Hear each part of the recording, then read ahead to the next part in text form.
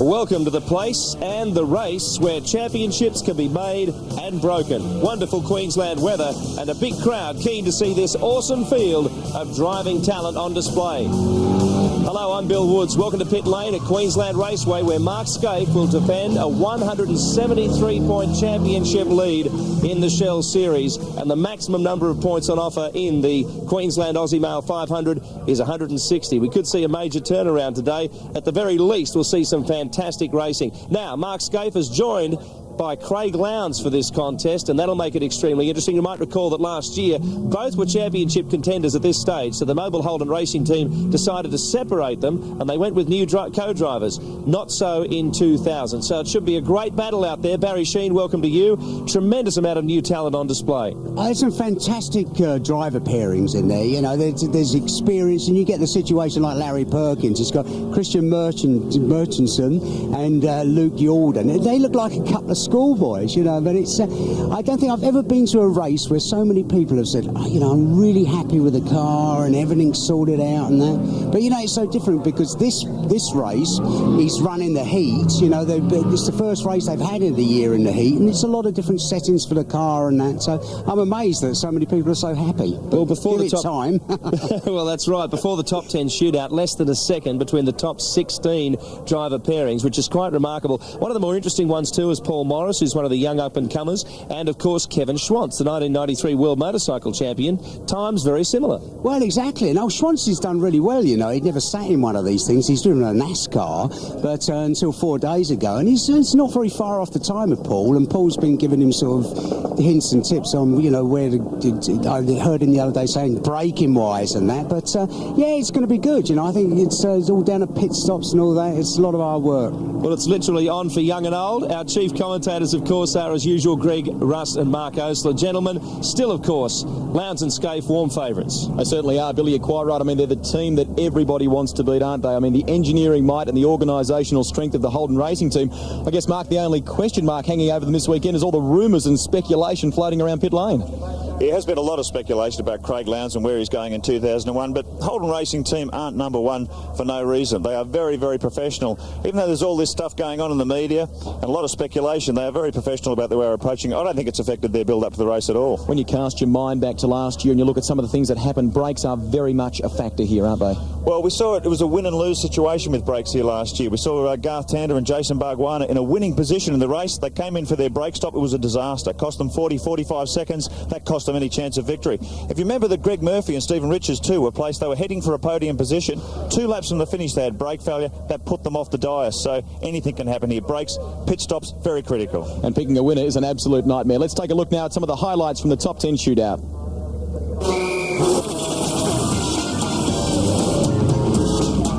Glenn Seaton looked cool leading off the field in the top 10 shootout, but the Ford Tickford driver didn't warm to the task early. Ford Tickford Racing car, another steering quite badly. Seaton has run wide and run off the circuit. So that is not the way he wanted to start. Seaton's battle for grip continued as he struggled to ninth quickest. Oh, look how sideways he gets here, struggling to get 600 horsepower to the ground. Well, I made a mistake off the end of the straight. It understeered quite badly because we didn't have the front tyres up to temperature. But we used up all our new tyres in just getting into the top 10, so we didn't have any new tyres. We had to use the old ones. But no, I'm happy. 3-time series champion Craig Lowndes, who is yet to confirm who he'll be driving with next year, had plenty to think about during his hot lap. Will he stay with the Holden Racing team? Will he shift to another Holden team, or will he go to Ford? But Lowndes didn't let pit lane rumours distract him, setting the fastest time. 110.723. Craig Lowndes goes to the top of the pile. Good job, mate. Nice clean one. It was a good lap. Probably that's the pace we've been running all at the moment. The car is very good over a race distance. It may not necessarily be the quickest qualifier, but we know the car's going to last the distance. The Kids' reign as number one didn't last long, as 23-year-old Ford rookie sensation David Bernard attacked. Oh, bit of a brake lock up there. It may cost him some time again to get out of the brakes a little bit early. The former Open World champion had no problem matching the impressive practice times he set on the Stone Brothers test track, knocking Lowndes from provisional pole. He goes to the top of the order, a 110.92. It was a pretty good lap. It was a bit ragged. It was one of those laps where you use the things downstairs, but it all turned out all right, and hopefully it'll hold. Defending Bathurst champion Greg Murphy proved his Commodore can match its recent race speed in qualifying, charging up to 4th in the order. Yeah, I actually thought it was going to be a lot better than what it was, so that was a pretty good lap and nice and clean. It just, I was surprised. I really thought it was quicker, so a little bit disappointing, but oh well. But the Fords kept clawing back. John Bowers' Black Cat Falcon on the prowl. Finds himself third in the order, a quick time too, a 1:10.82 for the Caterpillar Ford. The heat of battle didn't get to Paul Radisich, the Kiwi parking himself on the front row with an impressive flyer. And you can see how hard he's working that wheel, just trying to find some balance in the car. Garth Tander burnt the Ford Brigade though with a spectacular counter. He does it, a 1:10.38. Tander at this stage on pole. The car's really, really good, so looking forward to the race, and this thing's going all right, so I can't wait to do 500Ks tomorrow. Last year's Queensland 500 winner Russell Ingall is yet to start a Shell Championship Series race from pole position and had no shortage of incentive. So it was this round last year where they last tasted victory. Let's see if they can do it again in 2000. But the enforcer had to settle for second best. This pole, it always eludes me, doesn't it? I'm hanging out to get a pole position and always just a little bit off. Look, anyway, we're on the front row and we're looking all right, you know. Yeah, Russell said yesterday that beating his chest about that pole position would have been nice, but on the front row and with a good strong package, they will be a formidable talent today, the defending champions. Keep an eye also on Tony Longhurst and Dave Bernard. Glenn Seaton and Neil Crompton, they didn't make the top 10 shootout last year, but the Ford Secret Racing team have a very strong package. Yes, Stephen Johnson and Dick Johnson making another comeback. He's promised that's his last one here at Queensland. They'll start out of position 11. Craig Baird, Simon Wills, the new Formula Holden champion there too. Real quality right through that top 20. John Faulkner and Adam Macro. Adam Macro getting his first drive. And Matthew White and Terry Wyhoon, V8 Lights teams. They're doing well up here too. They certainly are. We go back to row 21. Mick Donoghue and Tyler Mecklin. That is a brand new Commodore. It's the old Larry Perkins Commodore, in fact. So the TDK Ultra Tune team looking forward to this weekend. Terry Finnegan and Darren Hossack in the second of the Kmart Commodores will start from grid 24. Rod Nash and McConville from 25. We go further back. Paul Romano, Jamie Brock from grid position 28. Boy, there's plenty of cars here too, aren't there? Anthony Tratt and Alan Jones team up again in the Toll Express Ford. Trevor Ashby and Steve Reed, as always, together in the Commodore, all the way back to Gary Holt and Gary Wilmington, Daniel Miller and Anthony Robson. Close times, compulsory pit stops, driver changes. This is the Queensland 500. The winner can come from anywhere. Expect the unexpected. We'll be back after the break.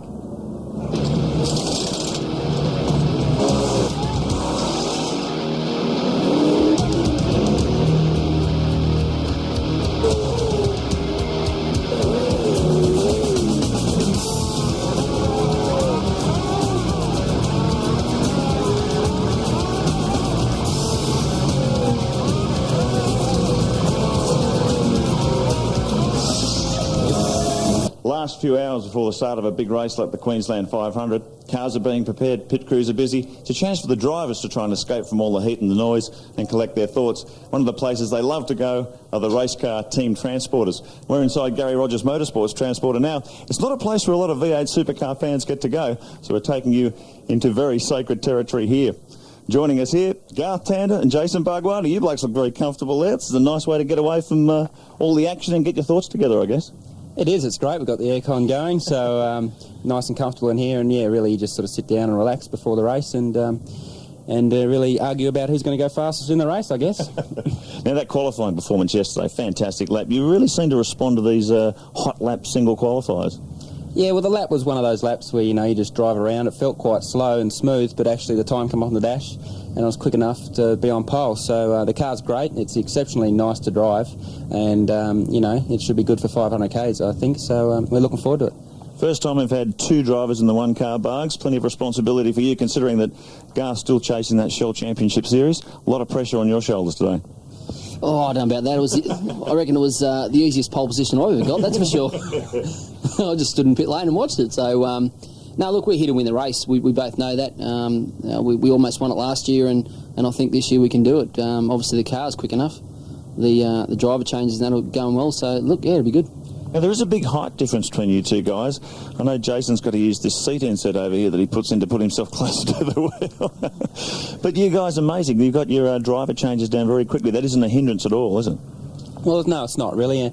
I mean, Bugs and I have been practicing for the last couple of months, and really we've got it down to about 12, 13 seconds. So, you know, it's as fast as anyone else, quicker than the guys do the tyres, so we beat them. So, no, really no big difference. And the beauty about it is we're fast as each other on the track, so it's a real bonus. It's a big race ahead. Best of luck to you both. Thanks, Mark. Thanks, Margo. The man chasing Mark Scaife, of course, in this championship is Garth Tander. He's been quick for one lap, another 160 on top of that to contest the Queensland 500. Let's go on that lap right now. Neil Crompton presents the Ford Inside Line. Welcome again to Queensland Raceway for the second time in the year 2000. This weekend's a little different because for the first time we do an endurance race with a driver change, and that's something we've not done at all this year. And the rules of the game change ever so slightly with a race like this. You've got to be consistent. You can't afford mistakes. You've got to be careful of the traffic, and there's enormous amounts of it around a track that is as short and as simple as this. It's still a quick little racetrack at the end of this back straight. You're good for 230 odd Ks.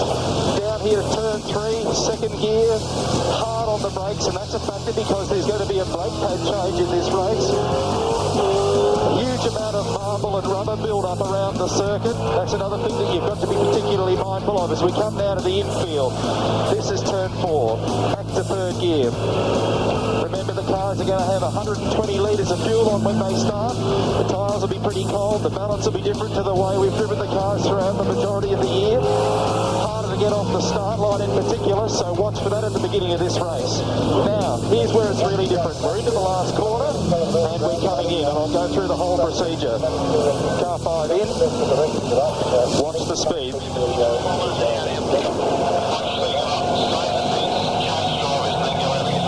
Copy that. Copy that, Jeff. Okay, we're watching our speed. Loosen off the belts, but we're not allowed to unfasten them. Here's Glenn. Okay, here we are. Stop on the mark. Can't afford one single mistake. Every second counts. Here we go.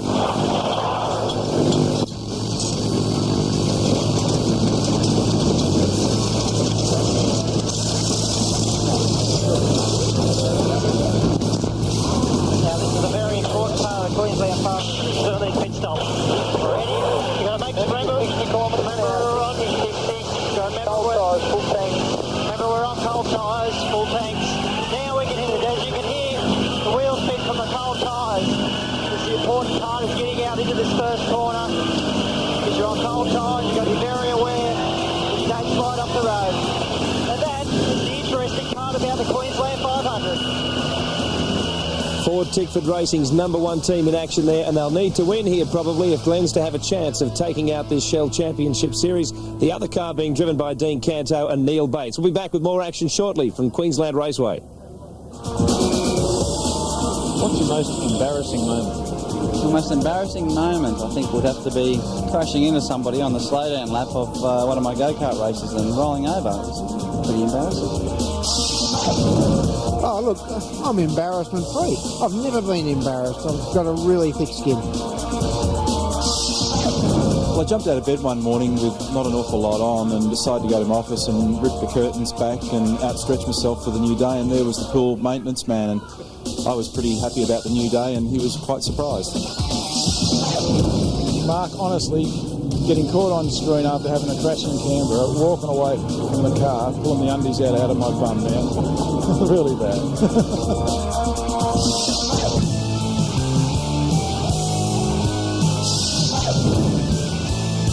Gritting up now for Queensland's Aussie Male 500. Beautiful conditions. The temperature now is up to 29 degrees, so it's already above the maximum we quoted for you earlier in the program. An interesting late change is that in the #2 Mobile Holden Racing Team car, Nathan Prix will start the race. Todd Kelly will do the second stint, so that's an interesting move. But as we mentioned earlier, the times between the various driver pairings this weekend have been remarkably close.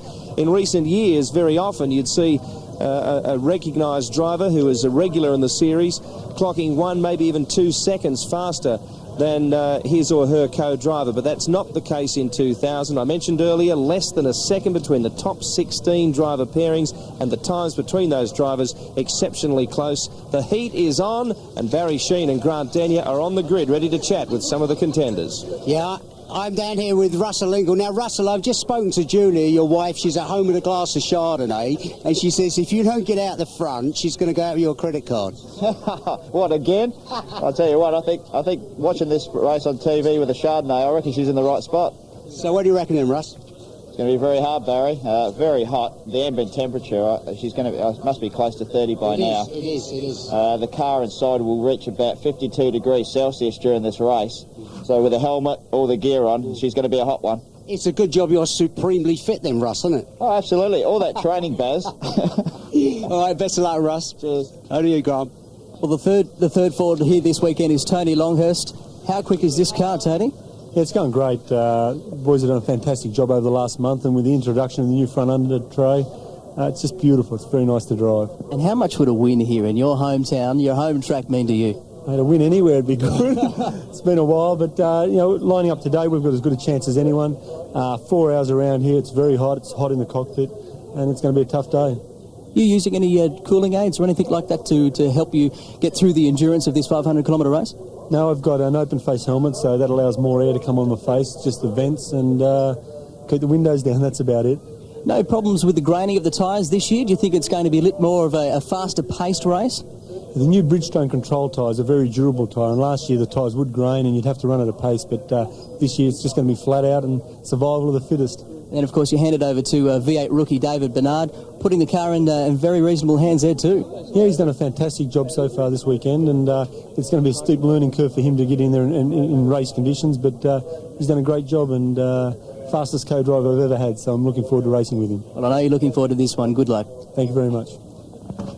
Yeah, now, what's happening, John? You don't have to worry, by the way, we didn't put your wheels on. Well, no, but I was actually very impressed with your performance personally. But I mean, a guy with the experience you've got, I should have expected it, but some of the other guys are a bit dodgy, so I'm glad you're not doing the stops, but if you could just be hanging around in case one of our guys gets sick or something, it'd be great. Great, best of luck, John. Good on you, mate, thanks. Yes, John Bow, of course, referring to the Pit Stop Challenge. If you've just joined us on Network 10, the commentary team, with the aid of some modern technology that we use occasionally in television, marginally ahead of the cat racing team. But that stop from the cat racing team was quite remarkable. It was useful for them to practice, as they do across the weekend for an endurance race like this. They practice their pit stops. You'll see the drivers coming in from session to session. There's Craig Lowndes, and what pressure outside the circuit has he been under in the last few weeks, as just about everybody in the Australian media has constantly asked the question, where will you drive in 2001? Well, Mark Skaife is driving himself towards a Shell Championship if they can get a half-decent result here this weekend. Let's go back to the grid. I'm down here with Steve Ellery. I think you might be a surprise package here this weekend, Steve. Very quick, one of the fastest in Thursday and Friday practice. Yeah, the Super Cheap Auto Falcon's certainly going very well this weekend, and Paul and I are doing a great job, and the whole Super Cheap team are going very well, so we're really looking forward to today. And how hungry are you for a win? I know it's your hometown and home track as well. We're very hungry for a win, you know. It's been a long time for me, and you know, Bathurst, the disappointments of Bathurst last year with Paul Radicic, certainly still very fresh in my mind, so I just want to make up for that this weekend and bring the Super Cheap Auto Falcon home. And how do you win one of these things? Consistency, I guess. We've set a game plan. The whole Super Cheap team and myself have set a game plan, so we're sort of going to try and stick to that and not really get too fussed about what the guys in the front do. We've got our plan, and we're just going to try and stick to that, and hopefully at the end of the day, Super Cheap will be number one. Well, all the best. Thank you. Thank you very much. Yeah, Stephen, now, how do they decide who's going to start the race? Easy. Murph qualifies, I start. Oh, OK. Don't they trust you to start, Murph? Not with my record, Barry, no. No, we just, Steve and I, we're not too phased about it. We just split the duties, and Steve's been getting brilliant starts this year too, so, hey, we'll just take it easy and do the job. And what about the balance of the car? Is it nice? It's very good. We've concentrated this weekend on, you know, full tanks or empty tanks. The car's very good, and its tyre life has been great, so we're looking for big things. And what's it like getting off the line with full tanks? Is it much different to like a sprint race? Yeah, naturally you've got you know, potentially 45 to 50 kilos more weight over the rear axle, so you have to compensate for that. But it's more important to get away safely. That's the name of this game. There's 161 laps coming up, so we want to be there for 160. Well, I hope you get away safe, and I hope you end up safe anyway. Thanks. All right. Over to you, Grant. one of the many Fords in the top 10 this weekend. Mark Larkham, you're up here in position number 7. How are you feeling after Oran Park? You any bruised ribs or anything like that at the moment? Are you feeling okay? No, I've shaped up pretty good. No really carryover injuries. Brought the physiotherapist along to the track with me, so no, we're in pretty good shape. And this Ford of yours, aren't they quick here this weekend? Is it all to do with the undertrade, do you believe? I think to a degree, but it is the home test track of quite a few of us, so hopefully that knowledge will come into fruition over the course of the longer race. What about the endurance of these 500-kilometre races? Pretty warm up here in sunny Queensland. It is, and it's going to be a lot tougher than last year. You might remember we were on that control tyre, turned into a tyre economy run. I think this is going to be more of a 500-kilometre sprint race. It's going to be pretty tough. Well, good luck. Back to you, Bill. Any one of those drivers that we spoke to and several more are capable of winning the Queensland Aussie Male 500. Very, very good crowd enjoying these wonderful conditions here. Good chance to have a sunbake a little earlier than they might have expected in the season. The pipers are playing, and the engines pretty soon will be revving. You might have noticed some of the drivers spending time outside the vehicle to make sure they stay as cool as possible. There is a bit of relief from the breeze that's crossing the straight here. It was throwing up a lot of dust when it gets very gusty and strong in the afternoons across the various practice and qualifying sessions, but it does have a cooling effect here on the drivers. There's Steve Richards, of course, still outside the car with Greg Murphy, and there is a team under a little bit of pressure as well. Of course, Crompton and Seaton desperately wanting to win a big event, particularly the FAI 1000, but this would be nice and of course help Glenn's championship chances. We'll be back with the race after this.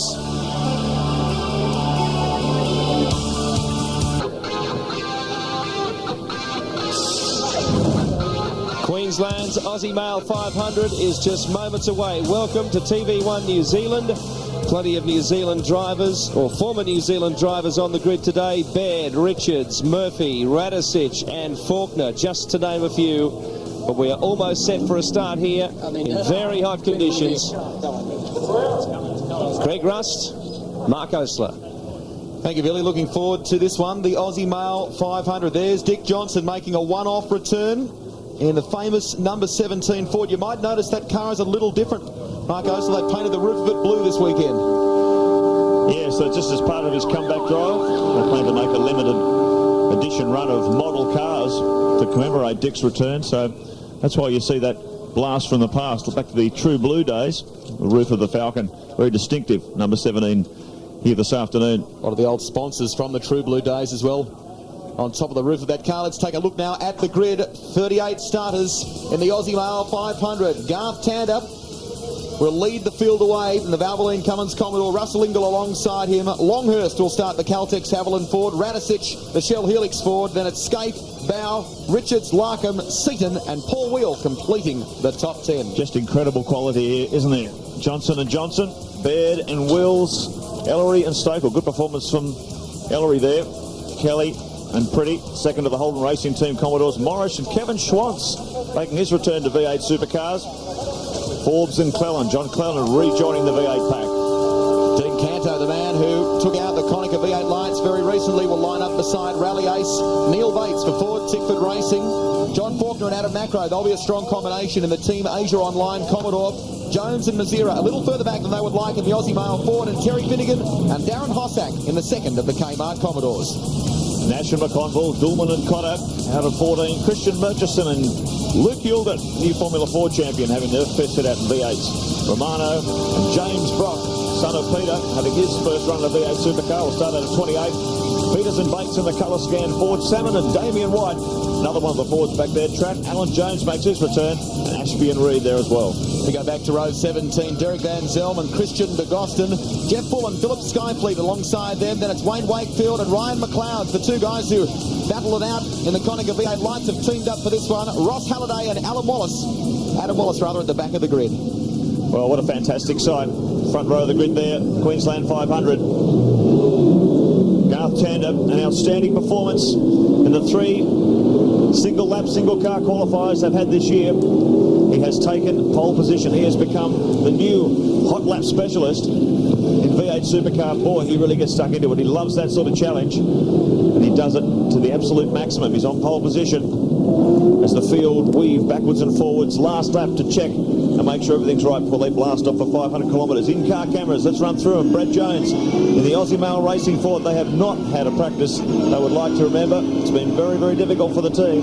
Hopefully they've got their problems sorted out now as they face the starter. Jones will carry the Carlton and United onboard camera. One of several we have here this weekend at Queensland Raceway. Brad Jones teaming up with Thomas Mazira, former Bathurst winner, will sit alongside the Albury-based driver as the field work their way around this 3.1 kilometre circuit. Mark Larkham might attend in-car camera. This guy's been impressive throughout practice and qualifying. Got the very experienced Jeffrey Bradham alongside him. Bradham, of course, drove for the FTR team last year. And considering he doesn't do very many miles at all in race cars, it's incredible the way he can jump into these cars and dial himself in so quickly. Exceptionally warm conditions. Around 52 to 57 degrees inside the car.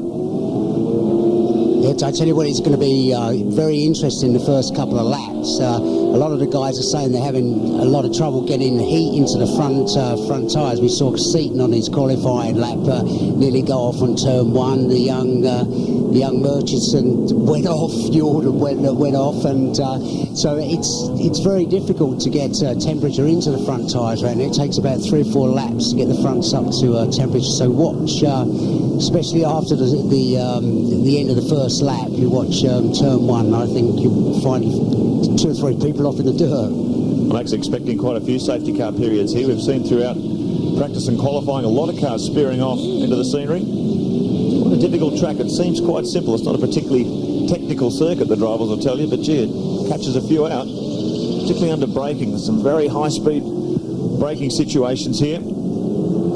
So it's a very challenging layout over 500 Ks. Let's check it out on the Ford Livet race analysis. There's 38 starters on the grid, 161 laps or just under 500 kilometres. We've got 3 compulsory pit stops, 2 for fuel and 1 for brakes. Between laps 48 and laps 120 for your pads. And the 2 fuel stops, well, they can start after lap 2. And of course, last year's winners are on the front row of the grid here. Perkins and Ingle. Russell Ingle will take the start. Fantastic field, 38 cars, and some incredible depth and real quality in terms of the driver pairings. There's Paul Radisich in the Shell Helix 4. He will start from grid position 4, along with his co-driver for this race, former Privateers champion Cameron McLean. Tony Longhurst tops up some fluids, and they're going to be getting through some of that today. His car's very high ambient temperature here. It's been hot all week, and as you hear, temperatures in excess of 50 degrees Celsius inside those cars. It's a real sweat box. Drivers push to the limit, and pit crews here too get their chance to hit out. They're going to be under a lot of pressure today. Every second you lose in pit lane, very difficult for the teams to make up on the track. John Bauer in the Caterpillar Ford. He's been fast here on occasions. He's had a good qualifying too in the top 6. They may be one to watch today. Hoping for a change of fortune compared to last year. They had a disastrous run in the Queensland 500. Want to put that behind them. I was talking to John before. He's got bad trouble with his radio, so let's hope it doesn't impair him too bad. A stoush between Holden and Ford, the Aussie Male 500 at Queensland Raceway. We're away. Gart Tander. Russell smokes them off the line in the Castrol Commodore, but Tander got the power to the ground, and he's away ahead of the Enforcer as they swing into turn 1 for the first time. The Rat has gotten around Tony Longhurst and slotted the Shell Helix Ford up to 3rd. Everyone holds their breath as this big pack, 38 V8s in all, thunder through turn 1. Magnificent sight there, the big crowd at Queensland Raceway for the Aussie Male 500. They come out through turn 2 and thunder down the back straight for the first time. There's a second of the Holden Racing Team Commodores. Nathan Pretty and Todd Kelly a little bit further back in the pack. Hopefully everyone can get through cleanly. So far, so good. It's Garth Tander leads him out. Russell Ingle in second place. Look at that. Great sight there. Looks like it's a relatively clean start to the Aussie Male 500. It's going to be interesting to watch these first laps. Who is going to set the pace? I think everybody's really seems to be using their head, don't they? Staying out of trouble. It's a long, long race, and you don't win it in the first couple of laps. But having said that, you know, somebody goes off, takes somebody else off, so let's keep our fingers crossed. I think you'll find the pace is going to be quite frantic in these opening laps. John Faulkner gets up on the ripple strip there. Now Skate looking for a move down the inside on Longhurst, and he shuts the door. Stephen Richards in behind them as well. pace. A couple of people looking for passing moves there. Tander is definitely the pace setter, and it seems to be a quick pace. Yeah, just watch that first lap, a 1:17.43 standing lap for Tander. That's pretty quick considering they went from a standing start. Opening pace, a lot of predictions. They're going to be operating around the 1 minute 12, 1 minute 13 second bracket, maybe mid-12s. We'll see very quickly as these laps start to unfold. These cars are carrying full tanks of fuel. It really does affect the balance of the cars in these opening laps. Hope they can settle down to a nice pace. Mark Scape there really filling the mirrors of the Caltex Haviland Ford. Tony Longhurst having his most competitive season ever in V8 Supercar racing. He's right in the middle of this battle. Yeah, it wasn't bad to open the door for him, was it? No, kept the door shut. So there's the order at the bottom of your screen on your Shell Helix race score. Tell you what, that thing of Longhurst really accelerates good out. Oh boy, it's Stephen Ellery. Yep, he spun around there. He was starting the race, teaming up with multiple Australian Gold Star champion Paul Stokel in this one, and they were hoping for some good things in the Super Cheap Ford on Friday. They were the second fastest car. They stuck a brand new set of rubber on it, went right to the top of the times for a period there, very quick in fact, and hoping for good things on home turf. Puts him right to the back of the field, the Queenslander, and they're still running door to door back in the pack here, sorting out their positions. Oh! Wow. Wow. It's an early stop. Lap 2 completed by a race leader. Now, I wonder if there's something going wrong here because he's not stopped at the pit bay. Could this be a stop go of some sort? Oh, it is, absolutely. Well, I wonder if he was pinged for jumping the start. Haven't heard any information from race control yet. That was definitely a stop-go penalty, and that puts him right down. There's Ellery coming off. Just limping down the main straight with some damage to the car. That just shows how far back in the field Paul Radicic has fallen. He's right at the back. He's got a lot of work to do straight away. Looks like problems there. He just managed to get around Paul Romano, the car he's sharing with Peter Brock's son Jamie this weekend. So dramas for that car on only the third lap. Radicic virtually at the back of the pack for jumping the start. He has been given a stop-go penalty and now has all that good work to do again. Well, that's really tough. That really puts you behind the 8 ball from the start. So when there's a massive field like this to get, so what a nightmare. Yeah, so it hasn't started well for the top Shell car in the field. Paul Radicic now has got it all to do in front of him. Let's have a look on the Shell Helix replay base. That's Paul Morris. What's going on here? A little bit of a touch. Oh yeah, it's Morris at the inside of Ellery. Can't really say it was anyone's fault, but we know why he went off. It's amazing you can get guys swapping paint this early in a 500-kilometre race. Yeah, I'm with you.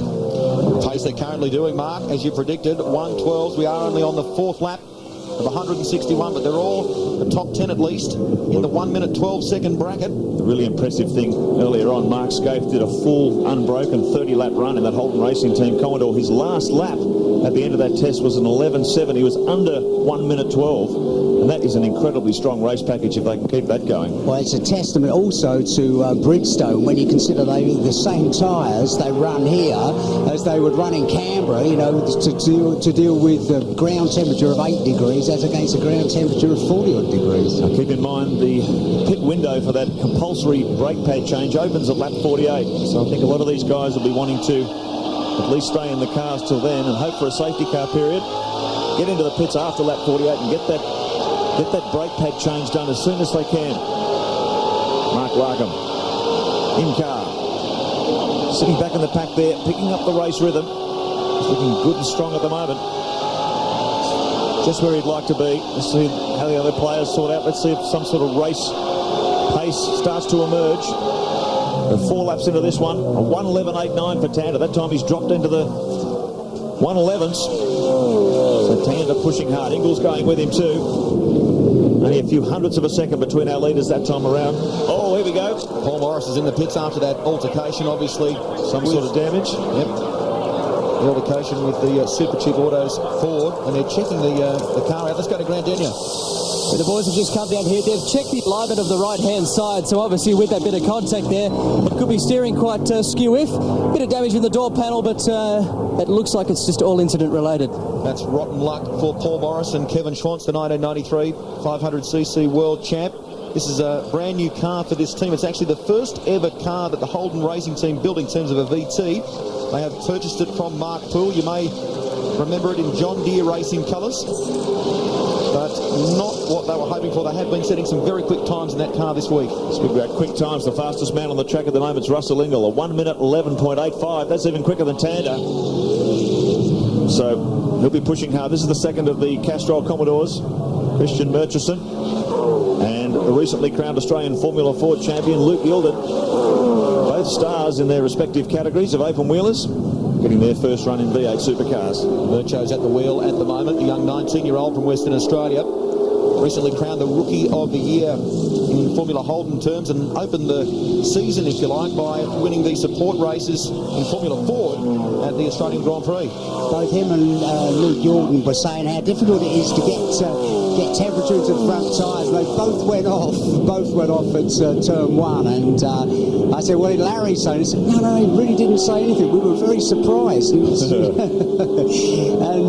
they were very complimentary about Larry Perkins, saying that, you know, all his experience and everything, and he was just giving them lots of hints and tips on what to do and what not to do, and he said, just stay out of trouble. Here's Paul Radicic carving his way through the field after that rotten stop-go penalty. I just hope it doesn't use up his tyres too fast, because now he's got to really lean on them, pushing his way through the traffic. You end up perhaps not running the ideal line and getting the car into a nice smooth rhythm. He's got to dodge and dart and move around a fair bit, so that's probably going to be harder on this car. But hopefully he can continue this pace and get himself back into a competitive position before these first round of pit stops start. Now we get word from our guys in timing that he's currently in 30th position and around about 24 seconds off our leader, Garth Tander. Tander leads the way from Russell Ingall, separated by half a second, those two. Then it's Tony Longhurst, Mark Skate, Stephen Richards in the Kmart Commodore, Mark Larkham, John Bow. Paul Wheel is up to 8th position, Stephen Johnson 9th, and Glenn Seaton completes your 10 at the moment. Not sure what's going on with his drink straw there. It doesn't look like it's attached to any sort of liquid source at the moment. I have to look at that again, but it looks like he may be running dry there as well. So if that's the case, he's going to be severely dehydrated by the time he gets to the end of this shift as well. They're pushing hard in the Pertec Falcon, and a more competitive run this weekend than he has of late. Found himself 12th fastest, teamed with new Formula Holden champion Simon Wills. So the order at the moment, Garth Tander just half a second in front of Russell Ingall. It's a great battle for the lead there. Then it's 1.3 seconds back to Tony Longhurst. Here's the Derek Van Zelm Christian de Gosten car. That looks like something coming out of a diff or gearbox or something, because yeah, it's a real shame. Yeah, really. Derek's become a bit of a race car fabricator in his own right. Built the car for Thomas Mazzero. All there's problems under there. Major oil leak to the front, actually. I thought it was the rear, and it's just going through running. Yeah. Be careful, you know, fire in a situation like this, because the pits are absolutely chock-a-block with fuel stands, and Christian is at the wheel, and he had high hopes this weekend. This is his first V8 Supercar drive for 2000, and he's had some good experience. Drove a Supra at Bathurst in the GTP 3R, and had lots of experience in Commodore Cup, but what a rotten start in terms of V8 Supercar racing. They're tipping a lot of foam into that car, Grant Daniel. Down here, the car has caught fire. It must be just a bad oil leak underneath the car. It looks like it's leaping from this. I can't really actually see, but it has caught fire. They've whacked the fire extinguishers in the engine bay to try and put it out, and they're still working on it right now. So it's a terrible exit for them. Trouble is, everything's so hot under there, you only need a little bit of oil, and straight away you've got flames in temperature like this. Tander's just dropped it back to a 112. Yep. They're just in the low 12s at the moment. That's a red hot pace, considering these cars are running the heaviest fuel load that they will. So Garth Tander pushing hard in the Valvoline Cummins Commodore. This is a very strong combination. They were in a winning position in this race last year until that disastrous final stop. They had problems with the brake pad change. It really took them out of contention. Hopefully they won't have a repeat of that today. And Bargwanna and Tander very evenly matched on lap times. They're a very strong driving combination. They haven't had the most time some of their rivals, Mark, in the lead up to this race. They actually broke a camshaft during the course of practice on Friday, and they had to sit out virtually one of the sessions. So despite that limited track time, they've got a very good setup. I know both Bargs and Garth Tander are very impressed with it. Those of you keeping an eye on Paul Radicic's progress, he is now up to 24th position. Here's Russell Ingall, the enforcer, doing great things in second place at the moment. And, of course, don't forget they won this race last year. Yeah, Longhurst is pulling them in. He's pulled back 0.2 of a second in the last 2 laps. So, see visually. You can see visually. That's pretty good. And I said it verbally. Under brakes Murray again in the Walker back Training straight. School. 10 laps down in the Queensland Aussie Male 500. Tony Longhurst and the Caltex Haviland Falcon. And boy, he's enjoying having this new lease of life, teammate, David Bernard. He's been pushing him very hard. Tony says he's relishing the challenge. Here's the big Kev Commodore. It's back on the track. Paul Morris and Kevin Schwantz, former world motorcycle champion. So it's good to see they're back on the track, but it was unfortunate that tangle early in the race with Ellery. Not the sort of thing you want to see at the start of a 500k grind. They're 6 laps down now. Major after that pit stop. Paul's been giving Kevin a fair amount of time in this car. Barry Sheen mentioned at the top of the telecast that Kevin's last race was around 12 months ago in a NASCAR. He stepped straight into a V8 Supercar and was pretty much on the pace straight away. And Paul, when they arrived at the circuit here on Friday, said, no, I'll sit back. I've had some miles in the car during testing, and he gave Kevin around about 70% of the time to really get right up to speed in the big Kev Commodore. Yeah, it's a smart move. Quite often when you bring drivers in who haven't had a lot of track time, they really struggle throughout the weekend, but you give them the most laps that you can. It's always going to be better for the team. That gap between Garth Tander and Russell Ingall has closed. It is now down to 4.4 seconds. It was out as much as 6.8, or 0.68 rather, of a second. It's now down to 0.4 of a second. So gradually the enforcer's reeling him in. It's going to be interesting when they start getting lapping people. That's when we're going to see some fun and games. Mark Skate just sitting 1.1 seconds behind Tony Longhurst, back there in 4th place. So he's taking a nice, cool approach to the opening laps of this race. It's early days in the Aussie Male 500. Right now, Tander is leading the way. Russell Ingall in tow. Tony Longhurst the first of the Fords. Then it's Mark Skate, Stephen Richards, Mark Larkham, John Bow and Stephen Johnson in the Shell Helix 17 Ford. Paul Wheel doing a sensational job in 9th position. And it's Seaton, Baird, Ritter, McDougall and Bates. Back with more on the other side of this.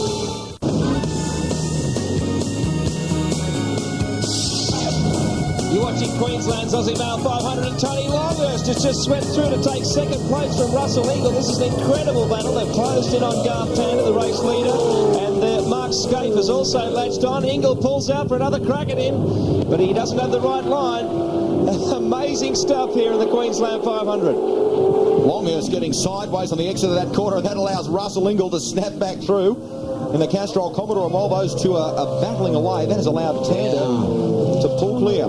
That's a right old battle, these two, isn't it? It seems that Longhurst thing is a lot better on the brakes into the last right-hander before the start and finish, and I don't know why it seems to settle down a bit now. Yeah, that's pumped out a bit of a gap. 1.5 seconds between Tander and Ingall at the moment. Tander still running in the low 12s, 1 minute 12.3 that time around, so he's setting the pace. Everyone's going with him. First 7 or 8 cars running in the 12s. Radis has jumped to 19th now. He's done well, hasn't he? Yeah. He's really going to be check his lap times. You see him on the timing monitor.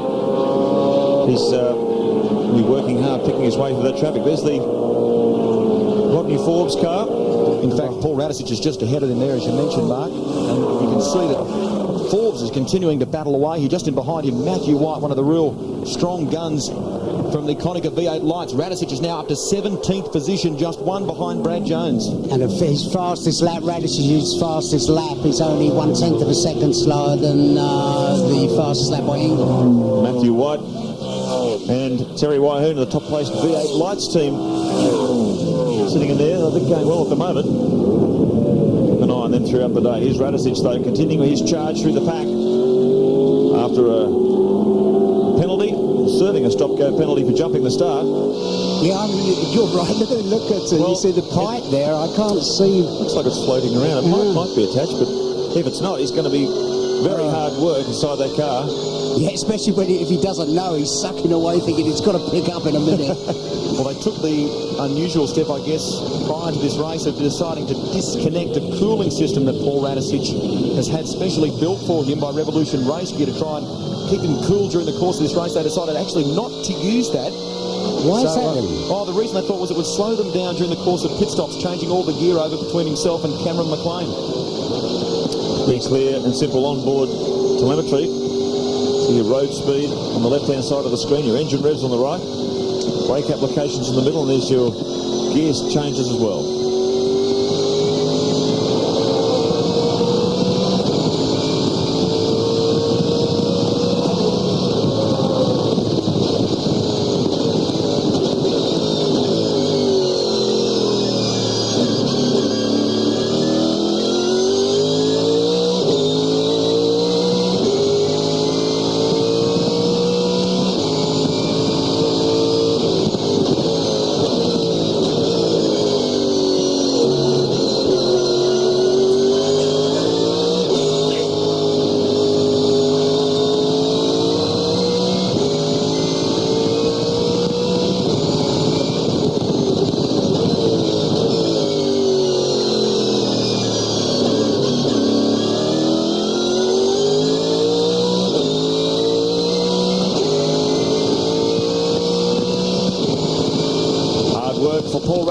In the Shell number 18 Ford, but he's the fastest man on the track at the moment. He's just dipped into the 11s, a 1:11.72. That's the fastest lap of the race so far, so he is really pushing on. What he could really do with Mark is a nice safety car, couldn't he, really, you know, to close it all up a bit. We're being told that the track temperature has dipped slightly since the commencement of this race. It's gone from 41 degrees to 37, so maybe that's the reason why we're seeing Radicic able to set those sort of times, not to mention the way he's attacking the race. Oh, look at the lock up there from JB. There it is, confirmation of that, a 1:11.72, lap 16. So Radicic really got his head down now, trying to claw that way back to the front of the pack. Be clear and simple in-car camera. You can see that black dot above the windscreen of the Caterpillar Ford. That's where the camera is. Gives you a panoramic view. Queensland Raceway is John Bowe and the Caterpillar team. Sitting competitively at the moment in the top 10. He's in 10th position, in fact. Getting passed by Craig Baird on that lap. So John Bowe just sitting at the tail of the top 10. A 1:13.96 for the Caterpillar Ford. Our race leader's just on a 1:12.3. So Tander consistently very, very quick in front of this pack. His times have just been hovering around that low 1:12 bracket. It's still on between Longhurst and Ingle. This is the battle for second place, and it's an absolute beauty. It's going to suit Garth down to the ground, this will, of course, because when you got this, you just slow each other up all the time. Well, that's right. You watch Siffy at the end of this little straight here. Longhurst was really good on the. There he goes. I don't know why. You know, it's obviously you are. Oh no! Yeah, he's done that 3-4 times. I don't know whether Ingle's got any kind of brake problem or whatever, or whether it just happens to be Tony's favourite braking place. As you said, that gap is now 2.2 seconds between Tony Longhurst and Garth Tander, who leads this race. So this battle between Ingle and Longhurst is really helping Garth Tander all the way. Absolutely, no doubt whatsoever. Well, we've got a long way to go before that first pit window opens for pads. The pit window for the first fuel stop is well open. That happened at lap 2. Oh, there you go. Oh, Anthony Stratton and John Faulkner. Round and round we go. Oh. Lucky avoidance there by really Darren Hossack and Terry Finnegan. That gets back into the race by the look of it. But yeah, we've got lap 48 is when these cars can make their compulsory brake pad change. The pits are open now, have been open since lap 2 for their fuel stops. But I think a lot of these teams are looking at that lap 48 margin because they want to get that brake pad change done. If they can combine that with their first driver change or their first fuel stop, it'll be very, very handy, particularly under safety car conditions. Longhurst seems to have pulled clear of Russell, and Russell may be falling back just slightly towards the clutch of the Mark Skaife. Yeah, it does look a bit that way. It's see how Skaife just sitting back there, and basically it's as long as he doesn't, what Skaife would be, say 2 and a bit seconds behind Tander, so that's no major disaster, is it? All you can do is basically sit in this leading pack and not go down a lap. Wait for a safety car. Mick Donoher and Tyler Mecklem. Donoher at the wheel at the moment in the new Ultra Tune TDK Commodore. That is the Commodore that Larry Perkins put on the front row at the last round of the championship at Calder Park. They bought it just after that, did a couple of laps of testing, and have made their Shell Championship Series debut in that VT at this round here at Queensland. Stephen Ellery's car sounds totally different to all the other Fords because he's got all the pipes. If you see on the left-hand side of the car, he's got all the pipes coming out. It's got four pipes hanging out the left-hand side. Look at this. Oh, Donohue has gone with Forbes, and Forbes has gone. That could be and Faulkner. Could be our first safety car if he can't get out of the kitty litter. I think he's stuck there. I'd say that's the end of that one. He's giving it everything he's got to try and drive out. Faulkner's got clear. He didn't quite fall into the sand trap. Let's see if Forbes has been able to get his way out. I don't think so. It looked like he... Oh, he's still going. He's still at it. He's done it too. Yeah, good move there. Rodney's teaming up this weekend with John Cleland, former dual British Touring Car champion, last won it in 1995 at Vauxhall. The likeable Scott is back in Australia. He's driving for the Wins team this weekend. Rodney was actually meant to be teaming up with Paul Morris, but Paul managed to acquire a brand new VT a couple of weeks ago, and that forced a bit of a driver reshuffle, if you like. And Cleland will actually join Rodney for Bathurst as well. And also, when you see all the stones, I was just going to say, see all the stones going.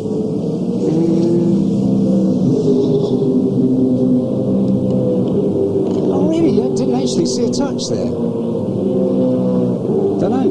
Did you see a touch? It's difficult. I think there was actually contact. I think it's between the TDK car and there it is, yeah.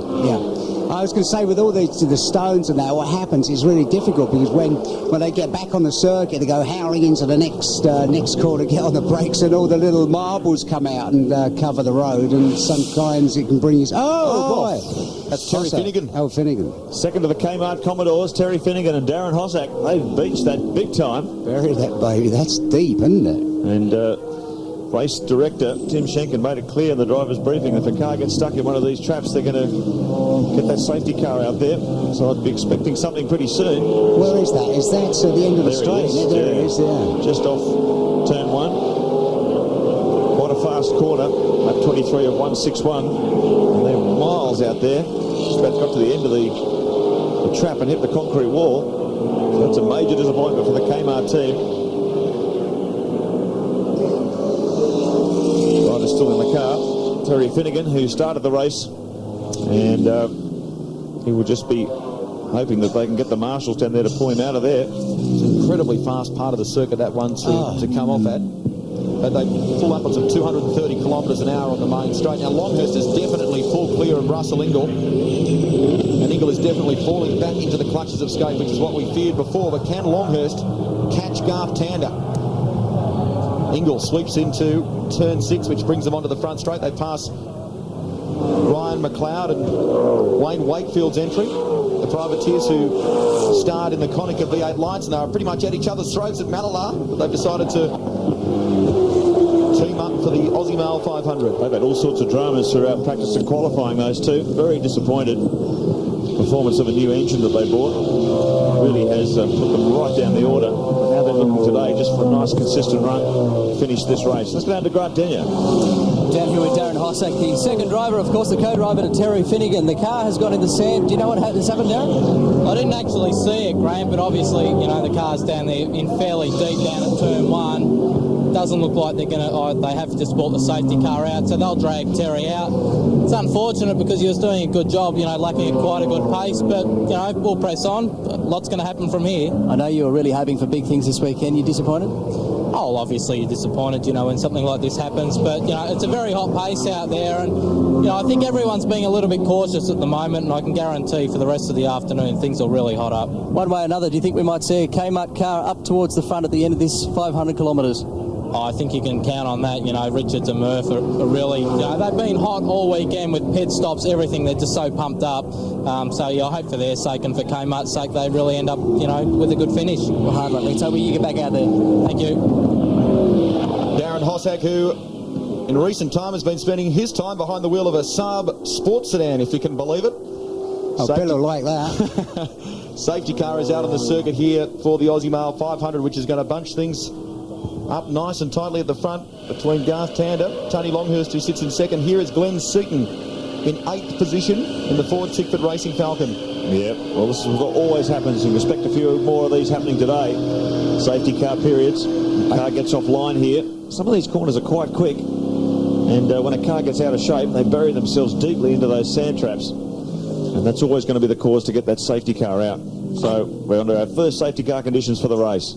I tell you what is confusing. Ingle, the last lap before they had the yellow flag out, Ingle was quicker than Tander, Longhurst and Scaife and Richards. So I don't know what's going on there. Not quite sure at the moment. With the safety car out, Tander and Barguana. Tander at the top, Longhurst in second, Russell Ingle in third, Lowndes or Scaife at the wheel at the moment of car 1. And it's Stephen Richards, Mark Warkham, Steve Johnson and Glenn Seaton. In 9 is the bed, Wills, Falcon, Bow, Richards behind there, Wheel and Crick. And it's Ritter and Lay in 12th. That's a good position. McDougall and Madecki, Radicic and McLean, Bates and Canto, Jones and Mazira. The Young Lions are in 17th position. The safety car out here at Queensland Raceway. First safety car of the 2000 Queensland's Aussie Male 500. And Rodney Forbes took the opportunity to send his car down pit lane for a tyre change. Still, though, it's a case of Finnegan begin again. Terry in the kitty litter, and hopefully his teammate Darren Hossack mentioned that they will restart the race after this car is recovered, but that is deep. Finnegan begin again. And he doesn't know it. Exactly. Takes a long time to get these cars out of here, as we've seen throughout practice and qualifying. Look how far he is. He's out in the Sahara there. You have to have that stuff, don't you, though? Because, I mean... Well, it's interesting. The FIA have been doing some investigations on track safety, and what they're looking at now, particularly for Formula One, is to, instead of having kitty litter or sand traps, just going to put in a lot of just asphalt, just bitumen. Yeah. Because they find that stops a spinning car faster than anything. Well, I suppose when you've got tyres that are about 9 feet wide, it would, wouldn't it? So, but I'm not sure they're having a problem here. They're trying to get rid of the front spoiler so that it doesn't damage it. I think when it's pulling it out of the kitty litter. But gee, it's taking some time. It's a difficult operation for the marshals. Seems like there might be a problem with that tow hook on that front of that car, Mark, in some way. They've got it at the back, obviously, ready to go. I don't know what they're doing at the front, though. Perhaps they're trying to remove the spoiler in its entirety. So the marshals work away there. Terry Finnegan sitting off in the sand trap. Here they go. Oh, that's the way to get it off. That's the way to get it off. Like getting your teeth pulled, isn't it? Oh, don't. That's what they used to do. Tie it with a string around your tooth and slam the door. Slam the door, yeah. Is Dougal McDougall, and the Pepsi Commodore comes in for a check, some sort of problem. It's a safety car period. That's not a scheduled stop. There's some drama down there beside the engine. One of the Perkins Engineering Commodores. Well, Radicic will be pleased about this anyway. He'll probably be about the only one that will. Yeah. Well, I've got to get out before the car comes around. What about the fitting on the car? He's telling the crew there he's got to get out before the safety car comes around. He doesn't want to go down a lap. Play around with the throttle. Just have to go. Apparently some problem with the throttle on Dougal McDougall's car. It's not a nice thing for any racing driver to have to cope with. Let's hope he gets out before the safety car. So Radicic is currently up to 13th place in this order. That's a remarkable fight back in a very short period of time. 27 laps completed. Keep in mind, safety car laps do count in endurance racing. So we've had a few laps now behind the safety car. Radicic is almost back inside the top 10. There he is there. Not quite sure what happened to Dougal McDougall there. Let's go to Grant. Yeah, Dougal just had a problem with his plug leads. Apparently the one may have popped off, but they didn't have enough time to have a look at it, so they just had to send him back out before the pace car comes around. So that's a real shame for the Pepsi Commodore. Well, it sounded crisp on its exit. We'll keep an eye on that one. The lights have gone out in the safety car. Yes, John. Garth Tander will lead them. Tony Longhurst in behind in the Caltex Haviland Ford that he's sharing this weekend with young gun Dave Bernard, a sensation in the Konica V8 Lights, made his debut at the Lakeside Roundabout Championship, won it. Lights are off on the safety car, so we should be back to full green flag racing conditions. This time around, Garth Tander at the front of this pack. He's been setting the pace so far. Tony Longhurst in second, Russell Ingle in third, Mark Scaife in fourth. So we've got a great battle ahead of us. A lot of racing to go here in the Aussie Male 500 as they flash across the start-finish line, and we're back to racing. Tander leading them from Longhurst. Russell Ingle Greg Murphy or Stephen Richards is at the wheel of the Kmart Commodore, making his way around Wayne Wakefield. Well, Stephen Johnson having a good run there. He's in 7th. He certainly is doing a good job at the moment in the number 17 Ford that he shares with his dad this weekend. Now, this speaking of the devil. Yeah. There is Paul Romano is just ahead of him, so this is busier than a Coles car park on a Thursday night here at the moment with some of the slower cars. Steve Johnson gets around Romano, and the man just in behind him, Glenn Seaton, comes through as well. Garth Tander, Tony Longhurst, Russell Ingall, Mark Skate, Stephen Richards, Mark Larkham in 6th, Stephen Johnson in 7th. We just saw him there. Glenn Seaton, Craig Baird, John Vow rounds out the top 10. There's the Kmart car. They've lifted back to pit lane, putting the new spoiler on. And they've lost a lot of laps sitting out there. Great disappointment for the Kmart team. I know the strategy of team owner Gary Dumbrell was to have this mix of youth and experience. And unfortunately, things haven't worked out here so far in the Queensland 500. It's a long race. Oh, look at this. A lot of attrition. This battle for second position continues. It's been on since the start.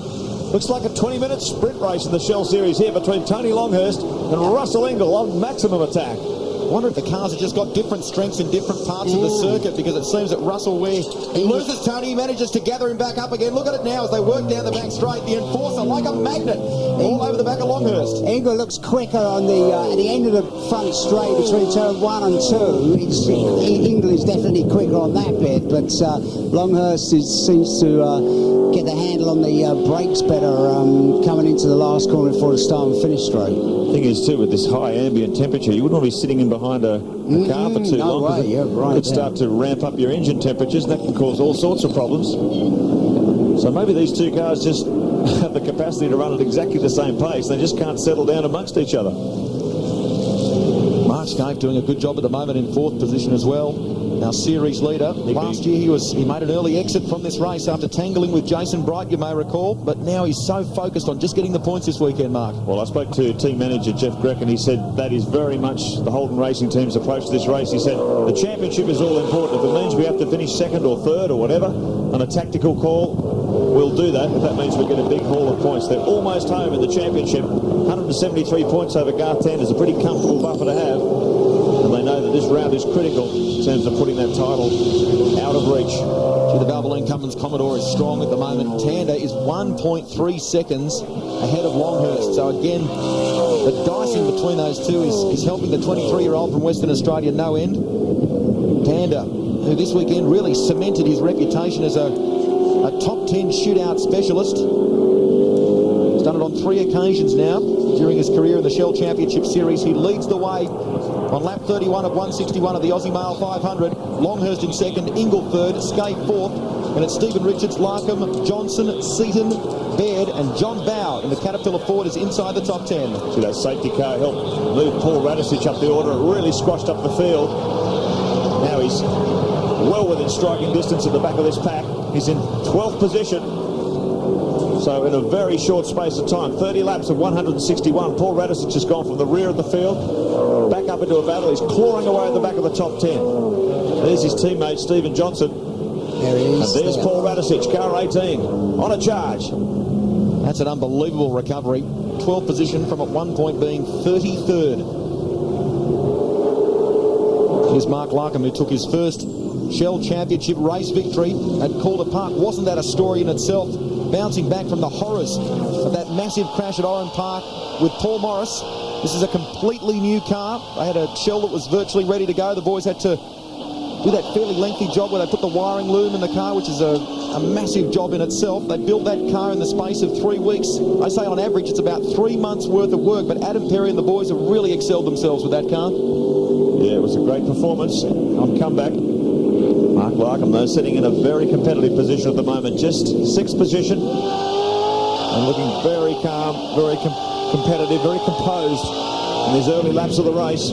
It's just a matter, you just got to grind on, stay on that lead lap. Pit stops are really going to sort out strategy and race position here. 36-year-old, looking very calm, very confident at the moment. Currently 11th in the Shell Championship point standings. We love a win here on home soil. Let's check them out for you. Tander leads the way from Longhurst. Russell Ingall in third position, doing a good job, the enforcer. Then in fourth, our series leader, Mark Skate. Stephen Richards, Mark Larkham in the Mitre 10 Ford, well placed. Stephen Johnson is right up there, and so too Glenn Seaton. Baird and Wills and Bow and Richards round out the top 10. Jones and Mazira down there in 16th. Plenty more to come in Queensland's Aussie Mail 500 after the break.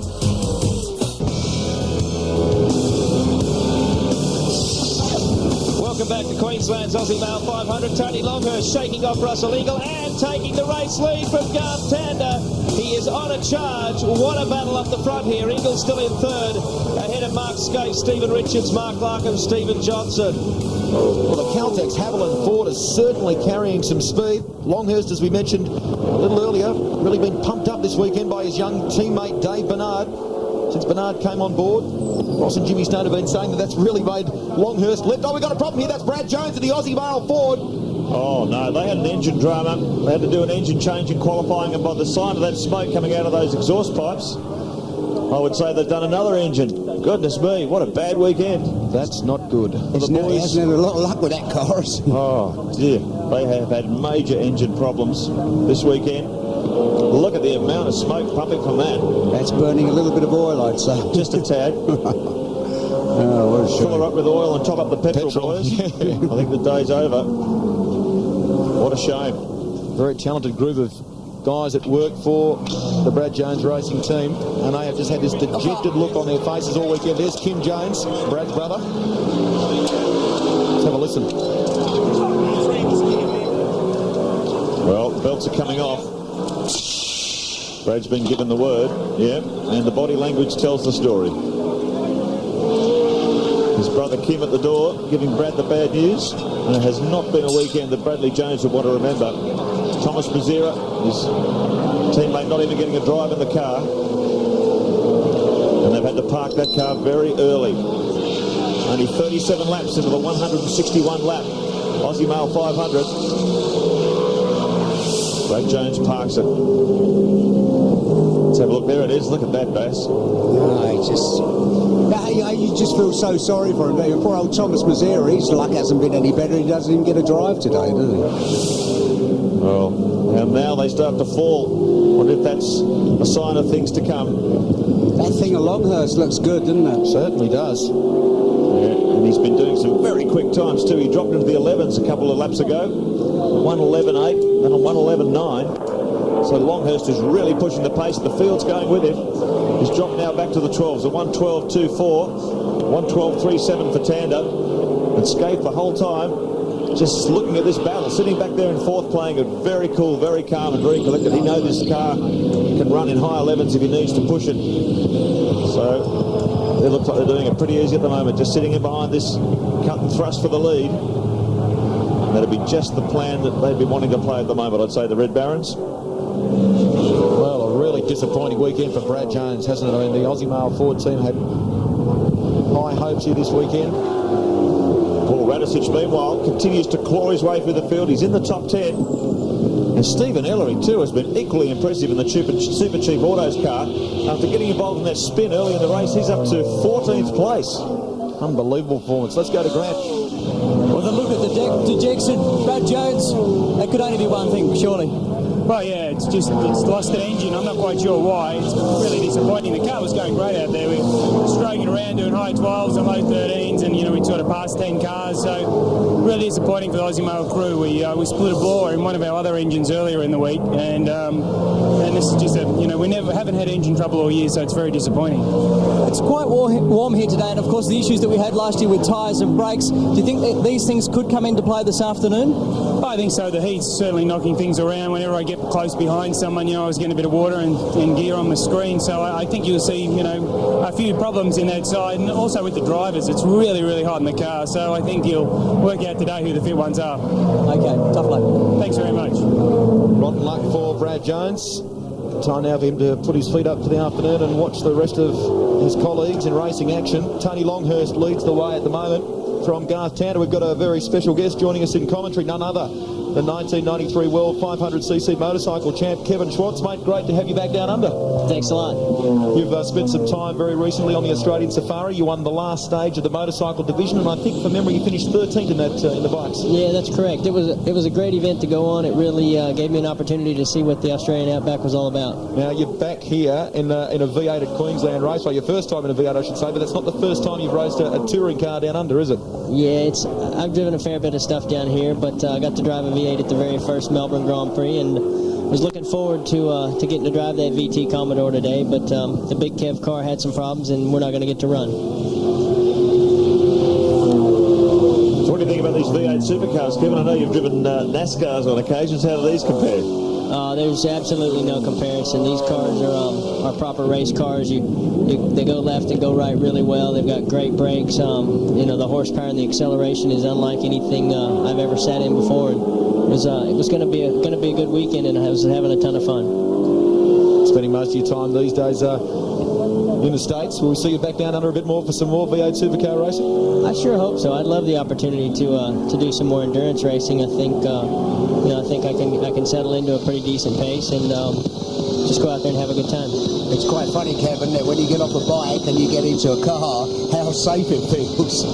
Yeah, when I tested here the other day, I guess what we would have had on a motorcycle would have been a couple of high sides, but just a few rounds and a few junk set of tires, but all was well. Yeah. Paul Radicic continues his charge through the pack. He's up to 9th position now. 1:11.72. He's also set the fastest time of the race. That was back on lap 16, but he's continuing. Got a real head of steam up here. 1:12.24 for the Shell 18 car. He's well back inside the top 10. You've experienced, Kevin, the heights of competitiveness, I guess, in terms of 500cc Grand Prix racing. Are you impressed at how competitive the V8 Supercar ranks are? Yeah, this series is really amazing. The last time I was in Australia would have been the first part of '98. The privateers were going to finish in the top 10, and nowadays, if you have a blink of an eye, you can be just outside the top 20 pretty easy. So it's good to see the series building and getting stronger all the time. Well, Kevin, stay with us in the commentary box here as we get set to take a break. At the moment, Tony Longhurst leads the way from Garth Tander. Russell Ingall in 3rd position. Mark Skate playing it safe in 4th. Yeah, it's been a great race so far. We've got the pit stops to come. It's going to determine a lot of very interesting strategy as this race unfolds. Radicic, look at that, clawing his way back into the top 10. And I've got to say, Ellery's been very impressive too in climbing back from adversity. More after the break. On the move there, car 17, tremendous performance. Stephen Johnson and his teammate Paul Radicic is now almost joining him.